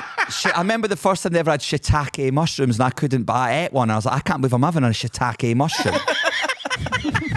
I couldn't believe it. I'm not even. It's one of the most vivid memories of uni, having a shiitake mushroom for the first time, and being like, and I was honestly that on like, the side of something, or was it just? no, they just have. I can't really remember what they were served in. I just remember having them, and I remember thinking so vividly in my head, going, nobody knows I've never had one. I am smashing this so hard. Everyone's like, oh, this is just a guy that has shiitake mushrooms. I'm like, yeah, I am. Yeah, totally. Fucking, yeah. Did you buy a scarf? Persephone. I had one of the. I had like a sort of what's it, like a caftan. Oh thing yeah. Before I even knew like the religious undertones of it or anything, so I just bought one because it's like I wore it with a waistcoat. It was mad. But then I'd go home and like put on like I'd live this like mad double life. And I never really fitted into the improv thing. I got quite good at it high up, but I never made it to the actual classes. And that's when they were like, oh, we're going to put you back into like the practicey bit where you go with like, it's just like people that are good at improv and then mentally ill people. Like it's insane. So I was like, all right. That's why I went to Norway. And then when I was in Norway on my own, I couldn't do sketches or improv or anything. So I started writing stand-up. And then when I came back to uni in my final year, 2009, I'd been writing stand-up for like a year. And I just started doing it. Oh shit, you did a year of writing without... Yeah, just because it was something to do, wasn't it? Like, because I loved comedy, but I couldn't do anything in Norway, really.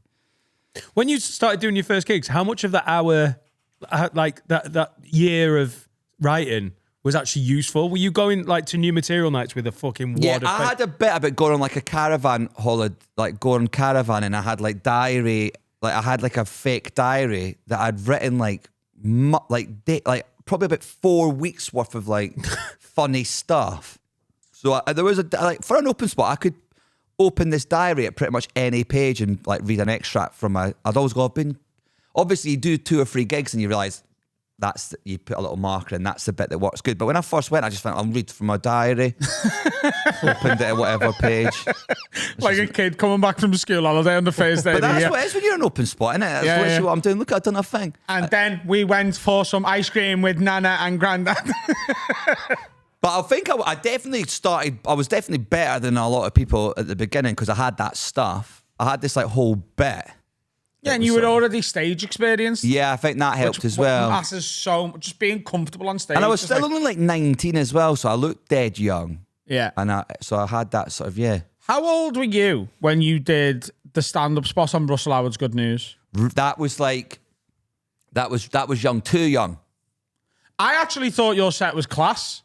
So this is long before we were mates. Yeah. Long before we'd met. I used to just be like a fan of all comedy on the telly. I watched so much of it. Well, I think the Russell Howard Good News segment became like what the Live at the Apollo bit was to me. Like, because I think those guys starting out would look at that Live at the Apollo, Russell Howard's Good News, and you'd always like trend on Twitter in that because your name was written in the back. Like, And they take more risks, wouldn't they? They take more risks, like in... More people got a chance on that. That's a guy called Jason. That's a guy called Jason Dawson. He's amazing, and he like is obsessed with comedy. I'm working on a show with Jason. At the minute for any Dave, class, and he book everyone for that. It was so nice of Russell to do that as well. Be like, yeah, we gave him props for that when he was on a few months ago. He broke so many people.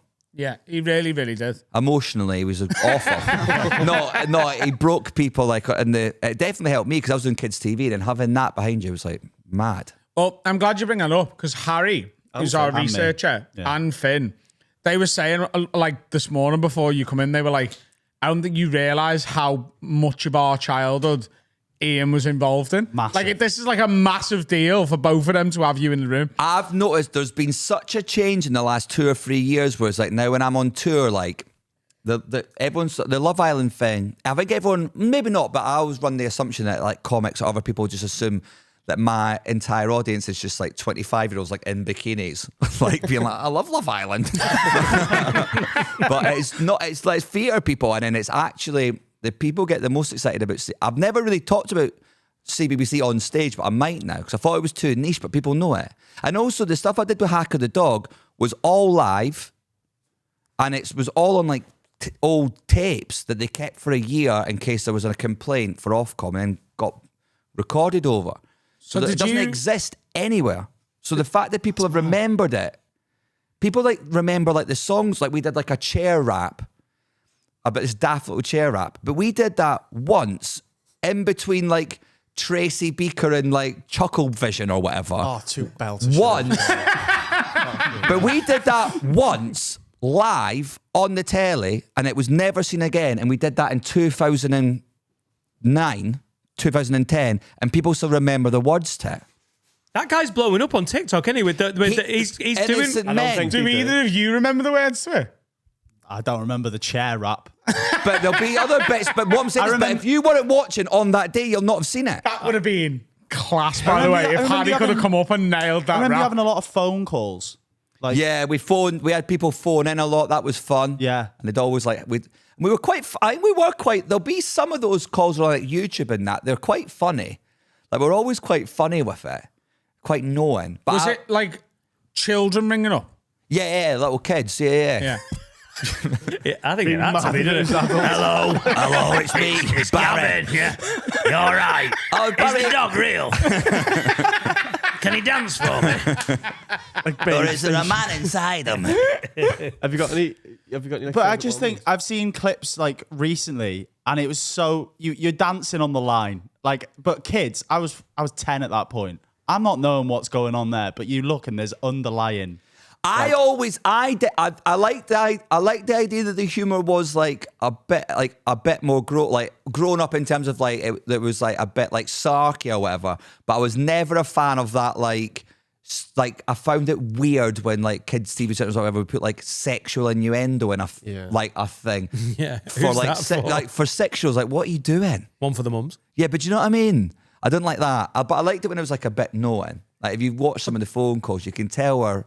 That's perfectly pitched kids' TV, though, isn't it? Because what the acknowledgement has to be when you're making kids' telly, I imagine, he says with the confidence of a man who's never done it, is you have to understand that the parents are also watching it because they're sort of being forced to. So there has to be the odd little thing for the adults just And in the there. line is, don't get the Ofcom complaint. You can't get that Ofcom complaint. Did you ever man. get one? Yeah, we were on, what was it? What's the thing that like actually on the BBC for complaining? Ofcom, isn't it?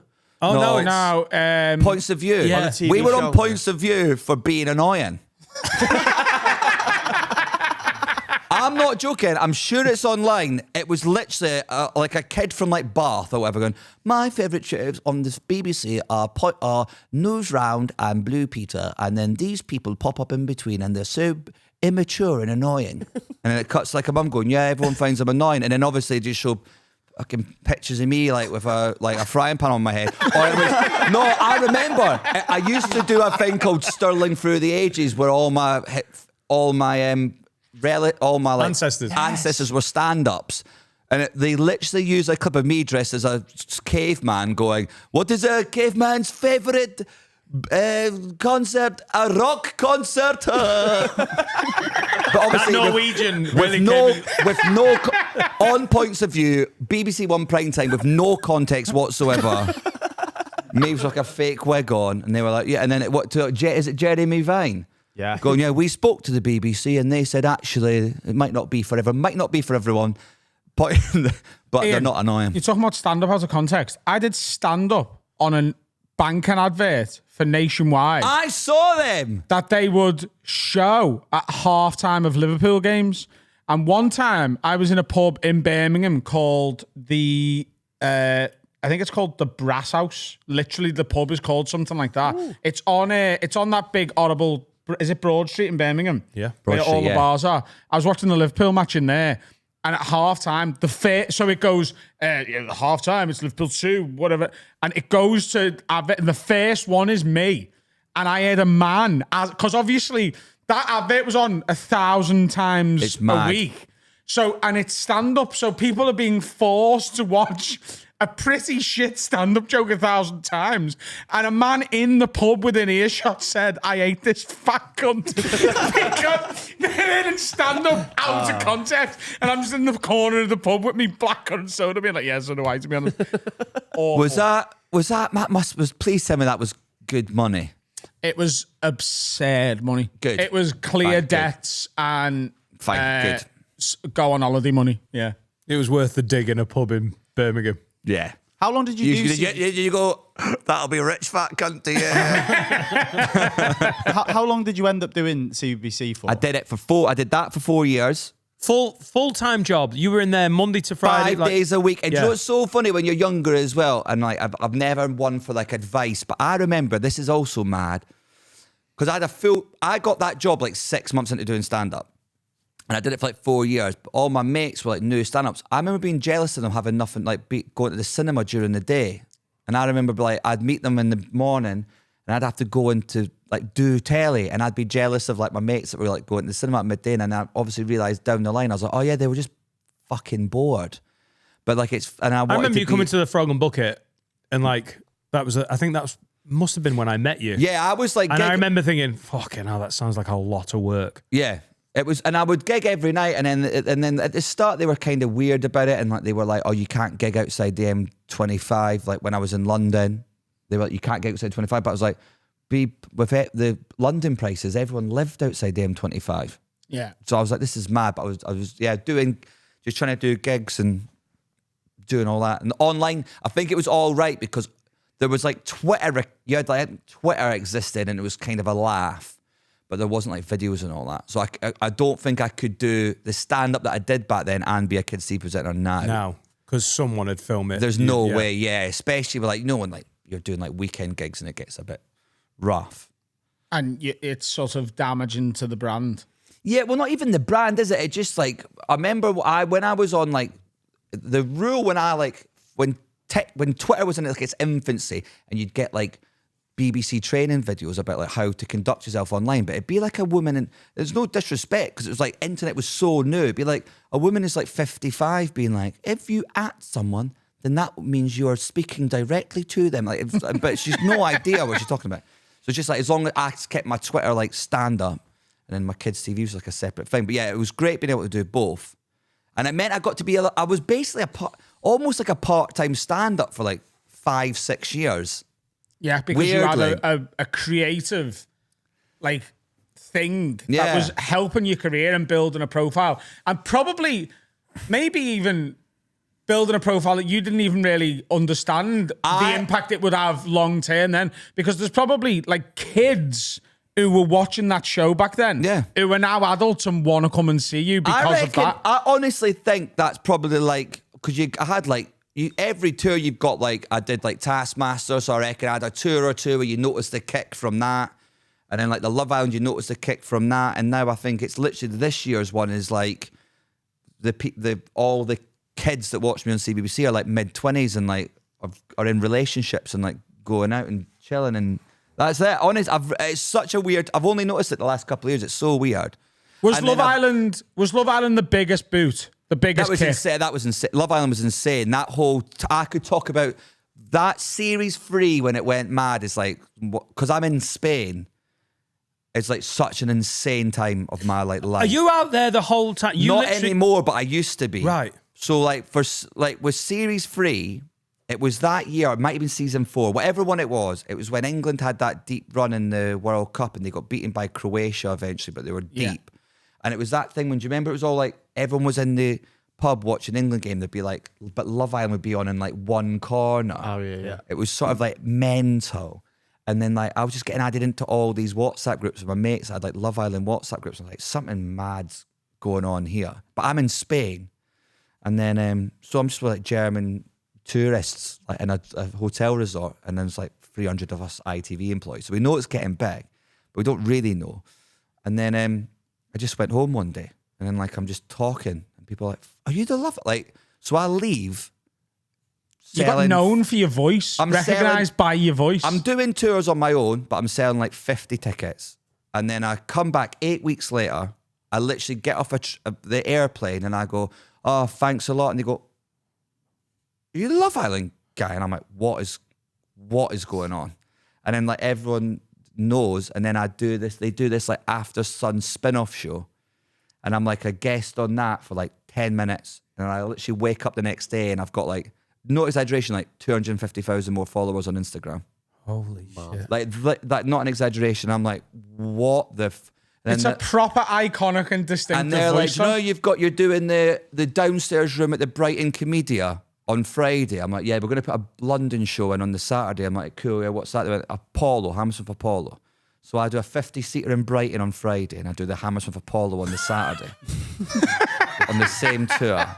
I'm like, what is going on? So you've done 2 series and they not taken off, and it was that. Is that 2018? Is am I? 2018 is the big one. Yeah, Right. Yeah, that's when I watched that series. yeah, that's the only one I watched. The first year did all right on telly, and it did not great online, but online was new, and it was enough that they were like, all right, and they were sort of vaguely aware we're going to have to, as telly's learnt down the line, we're going to have to move this shit online because that's where everyone is. So it did just enough, but they were going to sack me and the guy that wrote the voiceover. They wanted rid of the voiceover. They were like, it doesn't make any sense, and it was all filmed wrong, and like they put the voiceover in the wrong place and all that, and there'd be people like online, I remember being like, can anyone hear this? Like, because the mix would be wrong. So they'd be like, can anyone hear like a sort of Scottish thing? Like, am I going mad?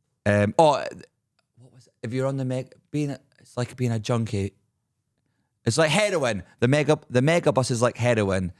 If you're on it, chances are you're a junkie, right? It's really that. It was like my first ever joke I ever wrote like 15 years ago. But other comics would always come to me and go, the mega bus. The mega bus is like being a junkie. And I'm like, I don't sound like that. So I've always had that voice. It's Gav Webster's Panda Hour. Or In here. Yeah. You're going to town, you're on Panda Hour. He's so Jamaican. Yeah. We both did him Jamaican. But like during the Love Island season, when like my missus is watching it and I get into it because you can't not. I think it blows Your my mind. voice lives in my head and I commentate going round my own flat in your voice. And as a mate of yours, that is mental. But I have caught myself a few times being like, Adam is having a bath. I'm like running the face. And I know it's not perfect, but in my head, I'm like, I've just done a perfect Ian impression there. Have you ever met the Big Brother guy? Yeah, once. You should go on a night out and just freak everyone out. Everyone's just like, what the fuck? That'd be great. Tonight, day 48. He's a lovely lad. He actually was. I remember he used to record Big Brother in his garden shed, and I thought that guy's living the fucking dream. And now I record Love Island in my house, and I'm up there with the guy. You got the booth. I've got the booth. Or have you got a garden office? I've got I've just got a little spare room converted. He's Oh got my a God. pub as well. You've Got a pub in regressed his to how garden. we started this podcast. Yeah, I know. We've gone the other way. Like, we've got to get out of this spare room. You're like, I've got to get in the spare room, mate. I know. It sort of shows you the traction of telly and podcasting. Sort of, I used to be in a studio and now I'm in a spare room, and you're in a spare room and now you're in a studio. So COVID, they were like, what happened there? Was it So, COVID yeah, rules? And COVID, then they just realised it was cheaper? COVID, I think we missed one due to COVID. Then we did one in an office in London because of COVID. And I was already streaming at that point, like on Twitch and stuff. So I was going into this office in ITV being like, I am literally leaving my house to go. And also, I was an early adapter of the whole. You must have had the same thing. And you started in COVID, but because I was doing Twitch streaming and stuff before COVID, the only time comedians have ever come to me for advice in my 15 years of being a stand-up was when they were like, oh, how do you like film stuff and record stuff and like put it on the internet? Because I'd done streaming. The point I'm making is because I was like a big hobbyist Twitch streamer, so I had all the stuff. I had proper microphones before anyone had proper microphones. I was using like, you know what I mean? I was using like proper cameras when everyone was using webcams. You know what I mean? I knew about cam links before anybody knew about cam links. Do you know what I mean? So like, I was going to the studio in ITV being like, I'm literally leaving my house to go to a worse thing than what I've got at home.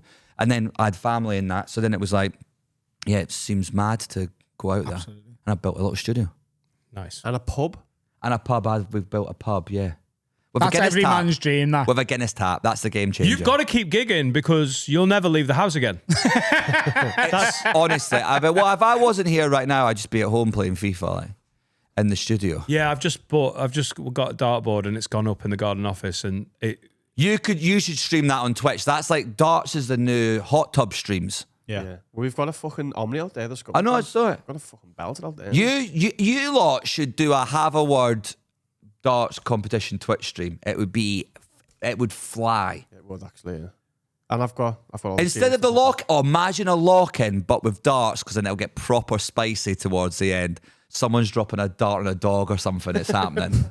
There you go, Harry, write that down. It's not bad, though, isn't it? It's not a bad idea. Fucking class. I don't know if you've tuned out or if you've had your mind blown. No, I sort of want to just do as much darts as possible. I think If you get I'm what getting I've got fully out there, addicted. you could stream using it because it records. Do you play Or go in my garden office and just play darts on my own. That sounds worse. It sounds like peace and Why quiet. don't you join the darts team? Like in the local pub? Yeah, I love that you're more shady about that when everyone's having a Promise go at you. Donald Trump. Promise you, if I do, just choke me out. And even if I tap, just Why? keep going. Why? Kill me. Why are you Well, like no, it'd that? be great, Kill me, that. sir. What do you mean? I don't want to join it. No, he doesn't want to make new man friends, is what he means. I've got enough man friends, mate. I've got 22-year-old Irish boys. I've got 76-year-old men. You know, I'm Where? busy. I'm busy. Where are these Join, men? I can't- you could be a different local parts. darts league. Wait, Dan goes on holidays with his Uncle Robert. Who's not his uncle?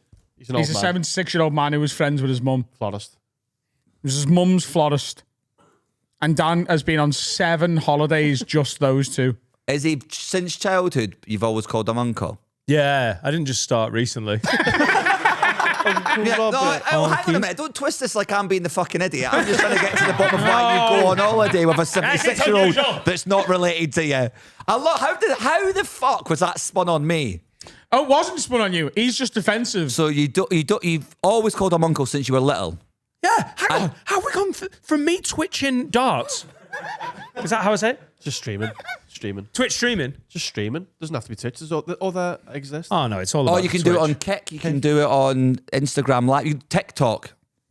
But there's something about TikTok Live that's got a weird... Imagine how depressing that would be if me and Uncle Robert playing darts on TikTok was bigger than this. It probably would be. And then I've got 2 things to do.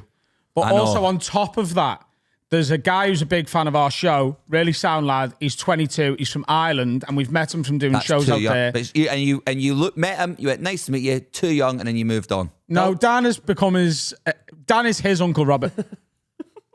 He calls you We've Uncle been Dan, on doesn't he? holiday together a few times. What's weird about that? And you What's share. weird about it is you we were doing share a money. podcast show in Dublin, and you flew over early to meet him and didn't meet us in the pub. I see you cunts all the time. That's my Alan. Can you imagine? Twin rooms save money. You can't have 2 rooms. But what do you have? What do you talk about? What I don't know what I'm 37. I don't know what I'd talk to a 22-year-old about. It's mainly GAA and Guinness, you know, and also good times and memories, making them. Do you know what would be great if you did start the local darts team? Like the crowd you would bring and all the men hating you. Like these fellas going, why is there 70 Chester Oh, people? Pub League's got ultras. Oh, I'd love it. People would come. Imagine you go, Dan, quick question. What's a lid? Then why is the pub shocking? You 'cause have you're to playing turn darts? up like Galatasaray. Yeah, Oh, imagine if you did. It was like a local darts tournament, Flares and they're in all the dog and expecting duck. like 4 or 5 like wives and partners, and then you just play the music, come out in a full shot, and there's just like 80 podcast listeners just going. Da, da, da, da, da, da, da, Have you da. seen the film Hustlers? yeah. When Usher walks into the club, it'd be like that. You walking into the pub, fucking entourage, like You sky have stuff to. There's 2 50-year-old women on your arm.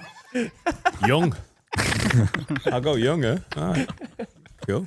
I'm getting into dart. Is this dart? A 22-year-old comes out and hands you your little box with your darts. Oh in no, it. I want to spend time. It's one-on-one with Alan. Alan, I know you're watching. I don't know why this is a thing, but apparently it is. I'll message him now. Break time. Let's have a break. I need a wee. Darts League for me, mate. Hello, everyone. Very excited to announce Dan's Anthems is on sale now.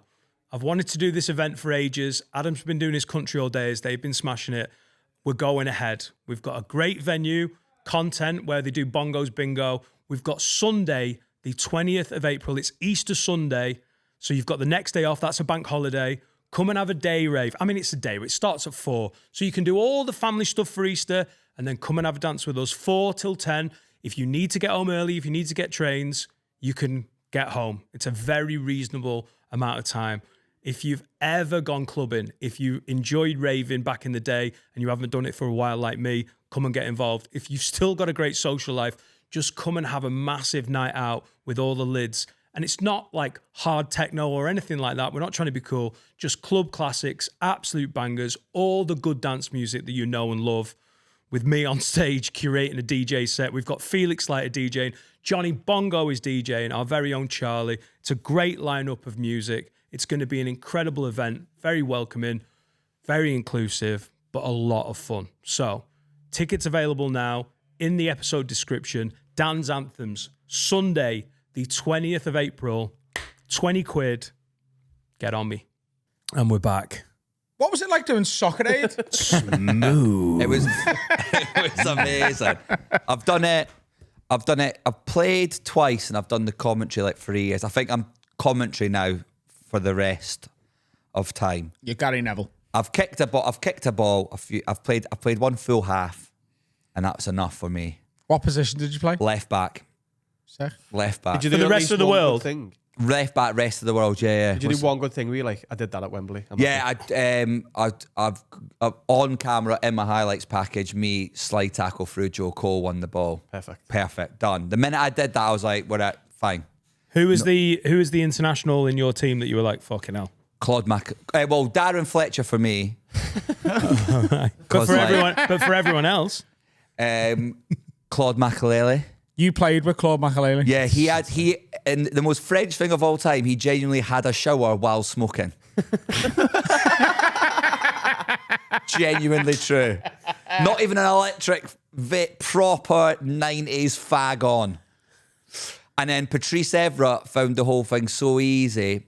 He got taken out by Mark Wright in the first half, and then because it's like such a low pace for him because he's an athlete, he sat on a bike and angrily knocked out like 7K on a pedal bike whilst demanding someone tell him who this Mark Wright guy was. And then he just came out second half and just bombed up and down the right. There's those players that are like absolute game changers. It's sort of, if you've got that, like we had Patrice Evra, so we were gonna win. And then like I think last year England won and they had like Theo Walcott, who's still like, he was playing for Everton last week, wasn't he? do you know what I mean? Last like 5 years. Do you know what I mean? So it was like, oh, it's so the just- newly retired guys with a bit of pace and a bit of flair. Even when you play alongside someone like Darren Fletcher, who's not known particularly for like pace or whatever, but like his touch, his engine, is like everyone. You're like, this is mental, and he's not. You would never think, oh, you know what I mean, just like picking the ball out there. It's amazing. The whole thing's, it's so funny because it's basically just footballers who want to be like comedians and rock stars meeting like comedians and rock stars who just want to be footballers. Everyone's like a kid. I remember I got Wayne Rooney like a Corona, and it came with a lime in it, and he was like, I don't want fruit in my beer, and I was like, this is mad.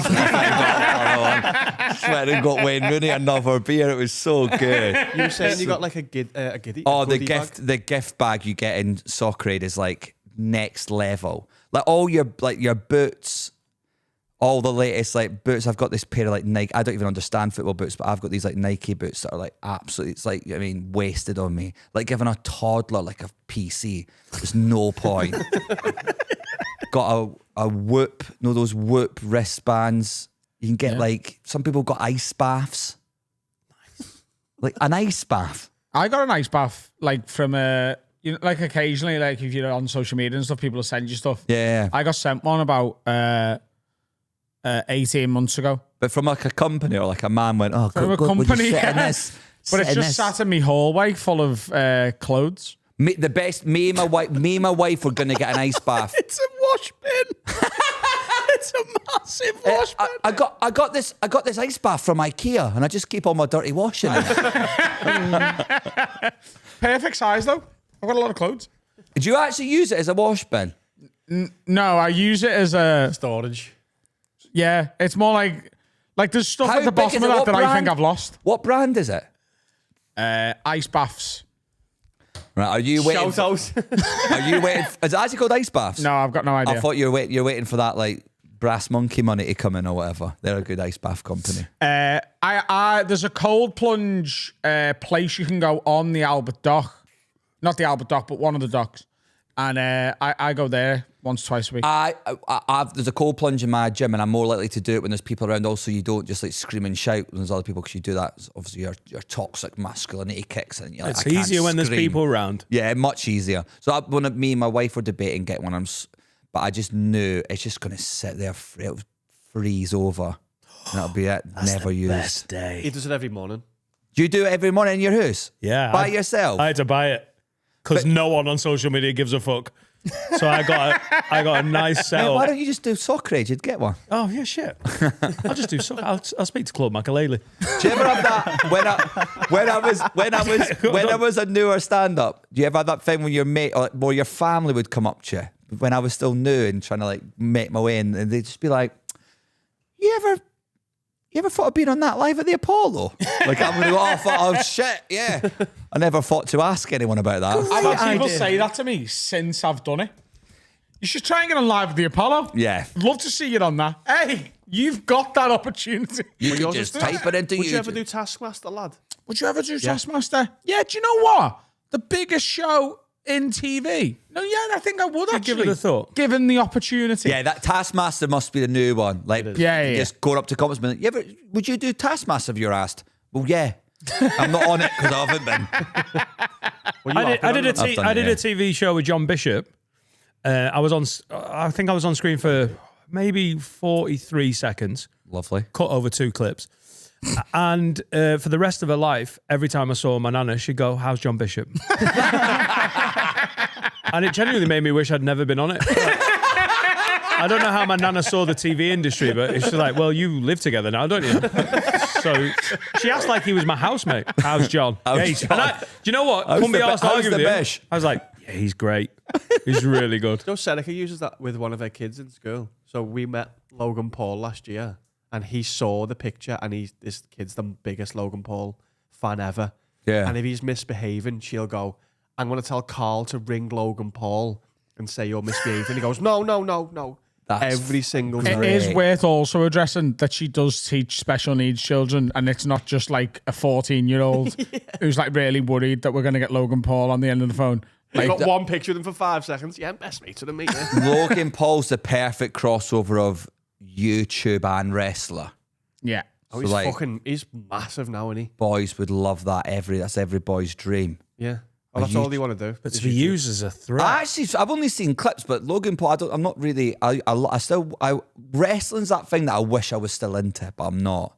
But Logan Paul looks like, from the clips I've seen, that actually legit class at wrestling. Being the villain. He's perfect. Like It's he's not like the athletic. boxing thing where you're like, oh, they are good, but they're not boxers. He's like Yeah. out and out proper wrestler. And Kid. he's got the like charisma to be a heel, as they say. Yeah, Is he proper in? Is he Oh, like in? WrestleMania main event in. Yeah, he's a wow. superstar. He's a Fair dues. Just punched Andrew Schultz's head in, didn't he? At the Madison Square Garden one. Have you not seen that? How It how is that so not been on my funny. algorithm? He dragged Schultz into the ring. And Are you listening? You're showing me the wrong shit. I've seen enough tits. No, that's That'll a lie. work. it's not true. It's a lie as well.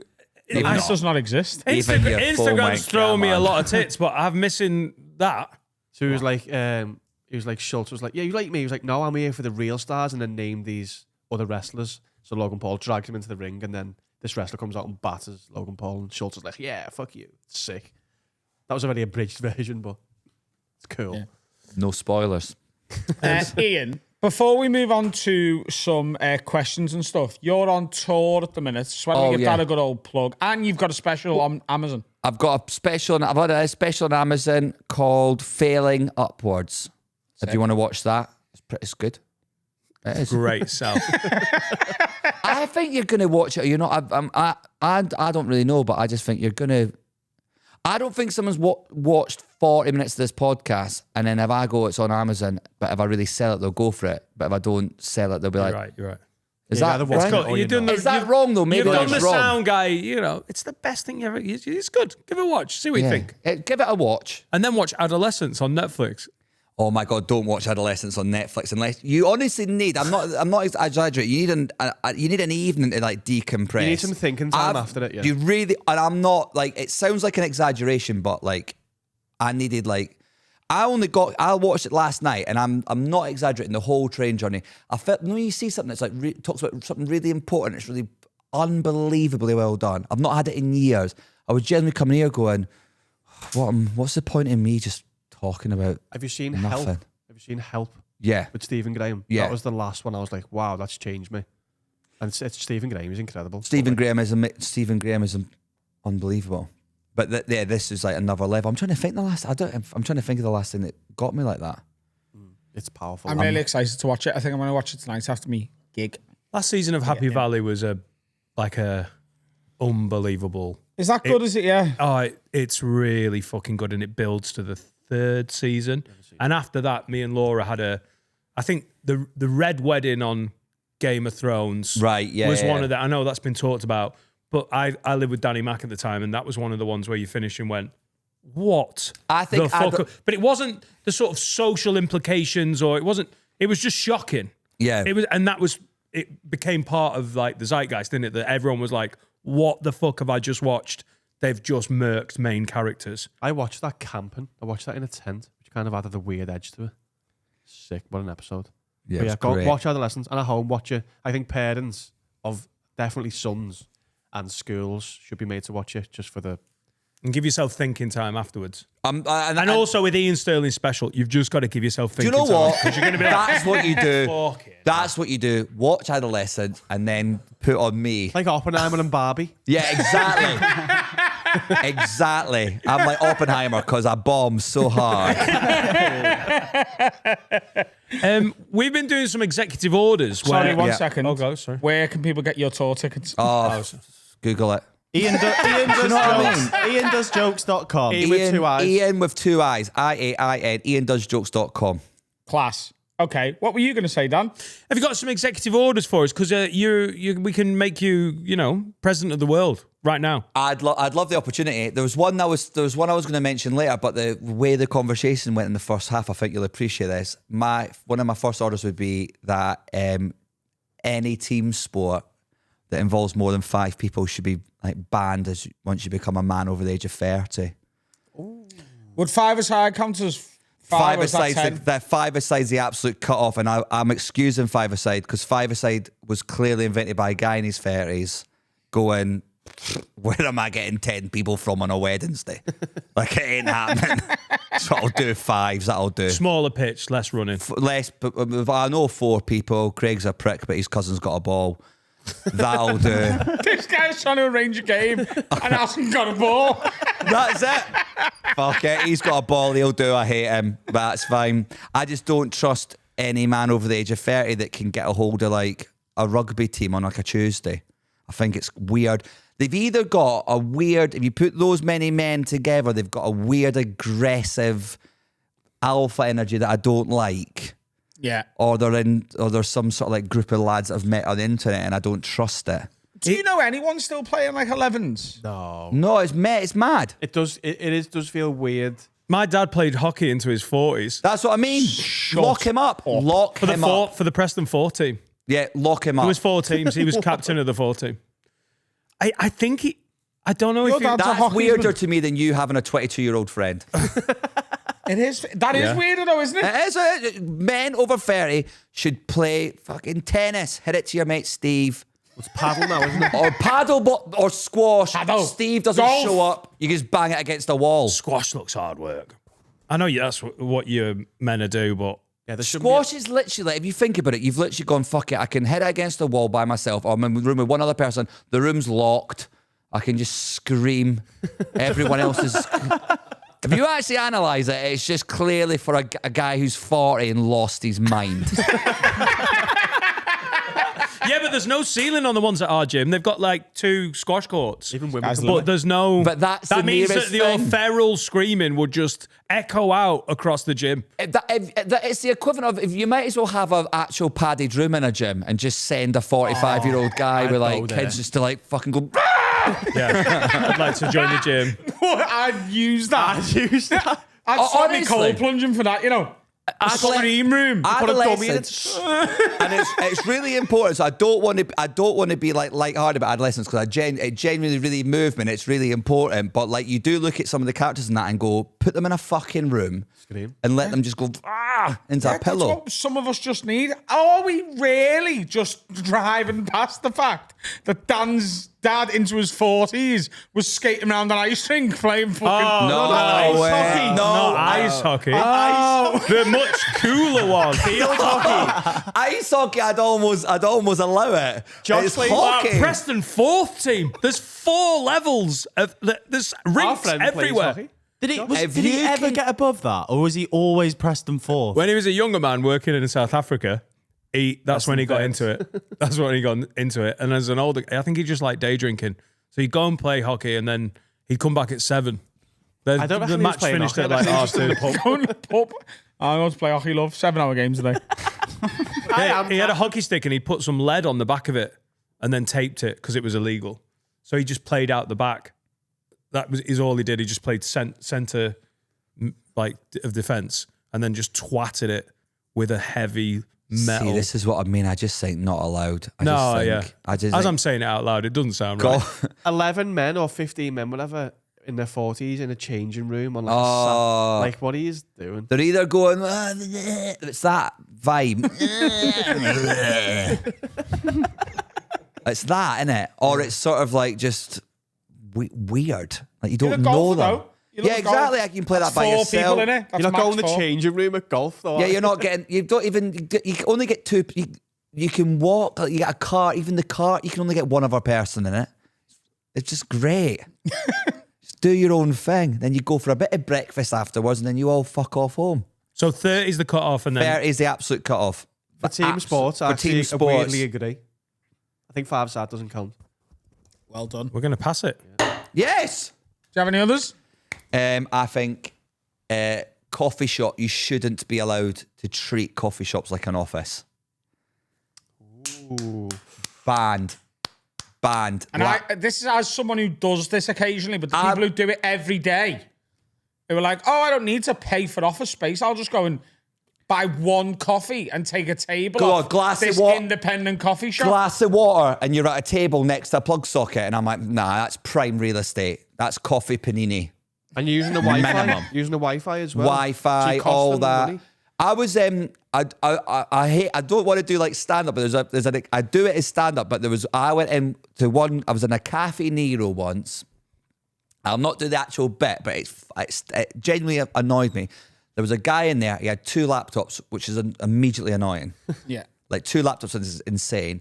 And he had like not headphones, he had a headset on. Oh my god. I know, like, have some fucking shame. Like, do you know what I mean? Like, what are you doing? With the little microphone, he was on a Zoom call. And then what annoyed me was he was like loudly apologising to the people on the Zoom call for like how loud it was and sorry, it's really busy in here. I'm like, yeah, it's public place.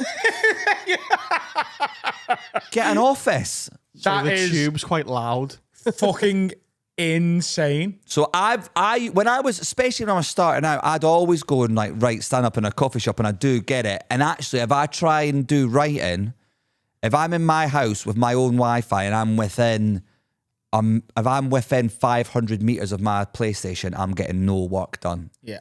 That day. But at the same time, you go in, get your coffee, get out. So it's coffee.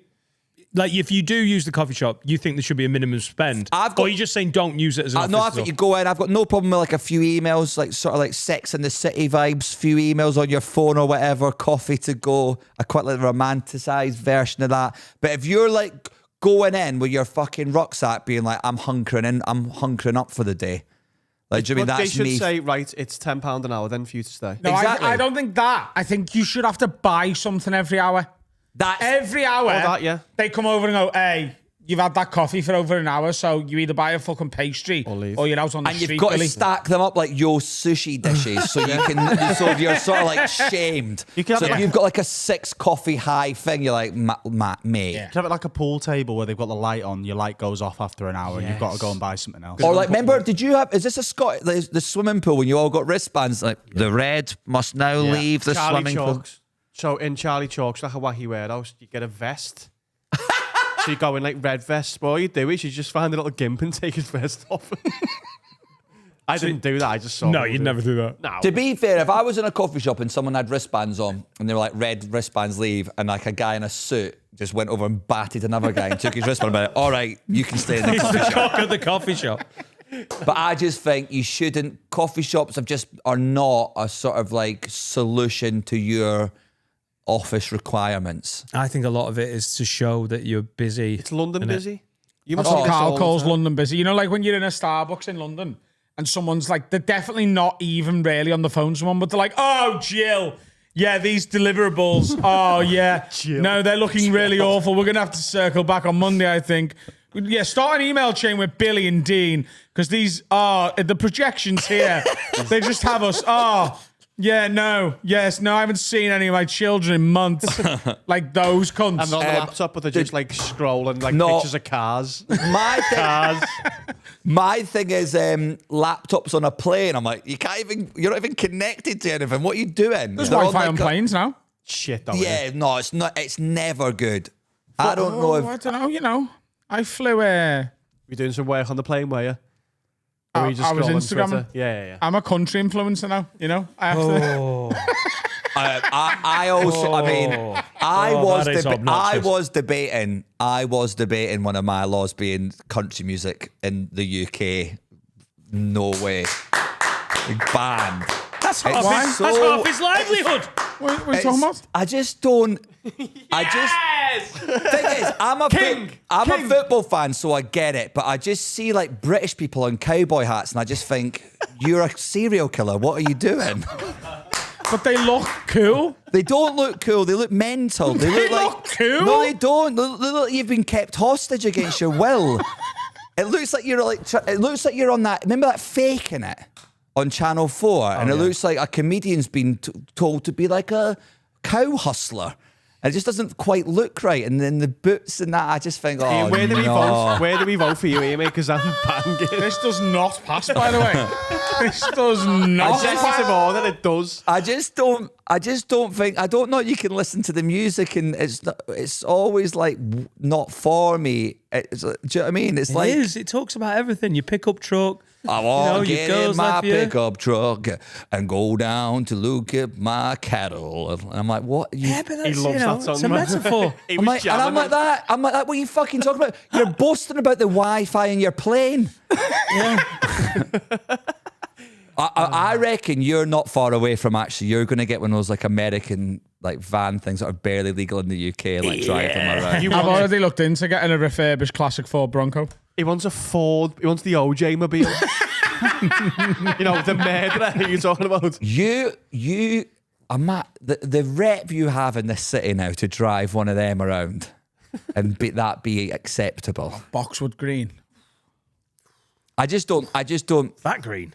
I never had. I think did you mess? I did a one-liner once, and then my one-liners never do well. But it went mad because again, it's internet because people got so angry. But I did that thing about it's funny how Americans and British say things different because in America they call it trash, whereas in the UK we call it country and western music.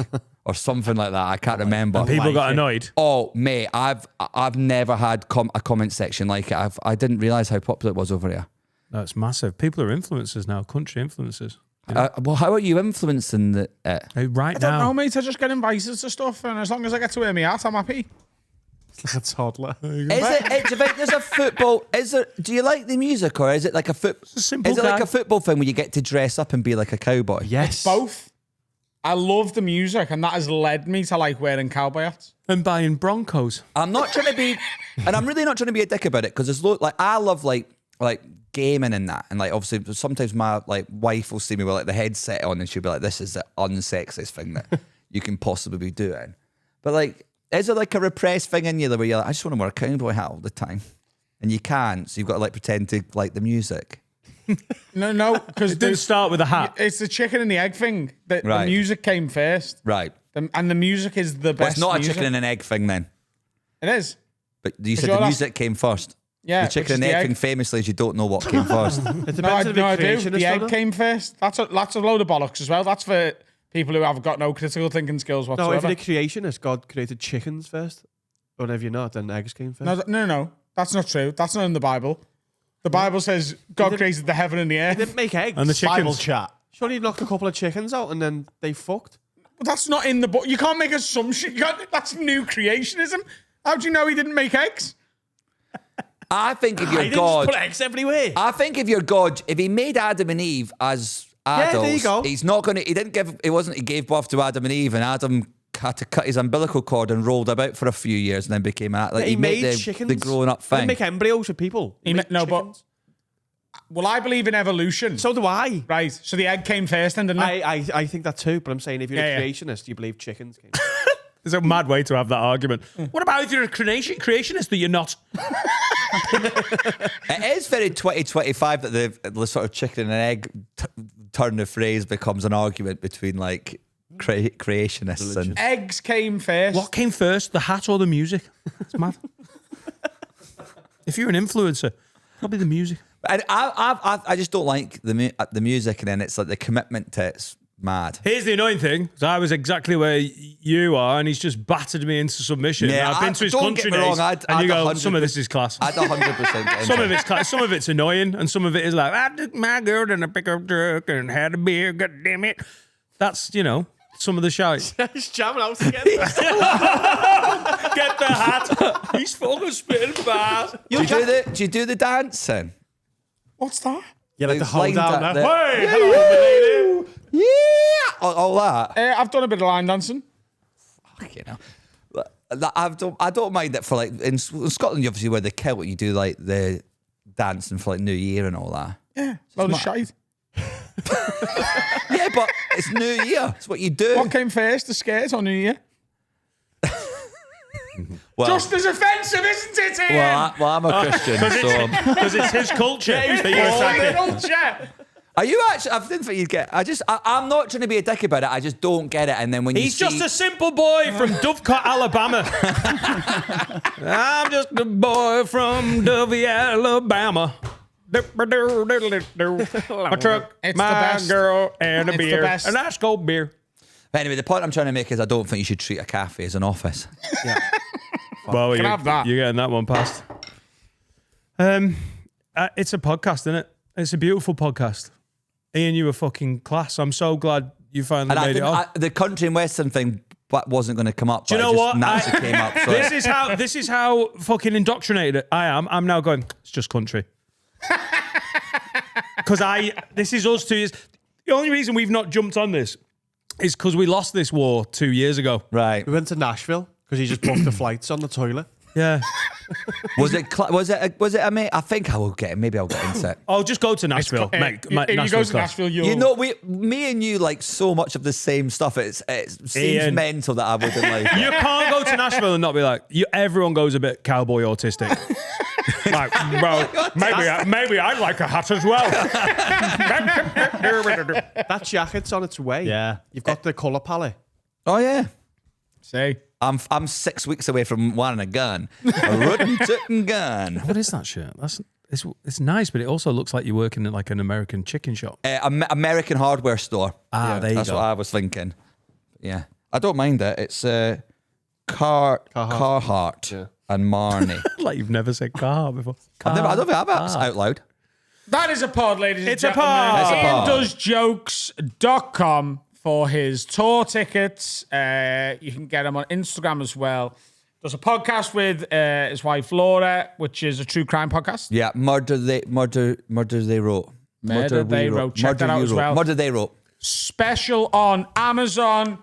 I've got loads of Adam Rowan Friends on sale, running a new hour out at the minute. Very excited about that. And we've got tickets left for the Friday night Murderers Row in Manchester. There's a few left for Leeds and very, very few left for Newcastle City Hall. We've nearly sold out the 2,500 room. Don't miss it. Such good stand up. There are a few tickets left in both of those rooms. We want to end that tour with a bang, and it's not till May. My Dan's Anthems event, my dance party all day at 4 p.m. till 10 p.m. at Content Liverpool, where they do Bongos Bingo, is less than a month away. So there's tickets left. Get involved. Can't wait. They're on my website, dannightingale.com. Finn, have we got a song? Yes. I just want to say thank you for all the messages about Cherry, which was on my tune that was on last week. The link's still in the description, so go and listen to it if you've not already. This week, we've got a new artist. This is Fergie LH. Fergie with a Y, not like the Black Eyed Peas. And this is the debut song, Talk It Out. Thanks, Ian. You're welcome, everyone. Bye, Felicia.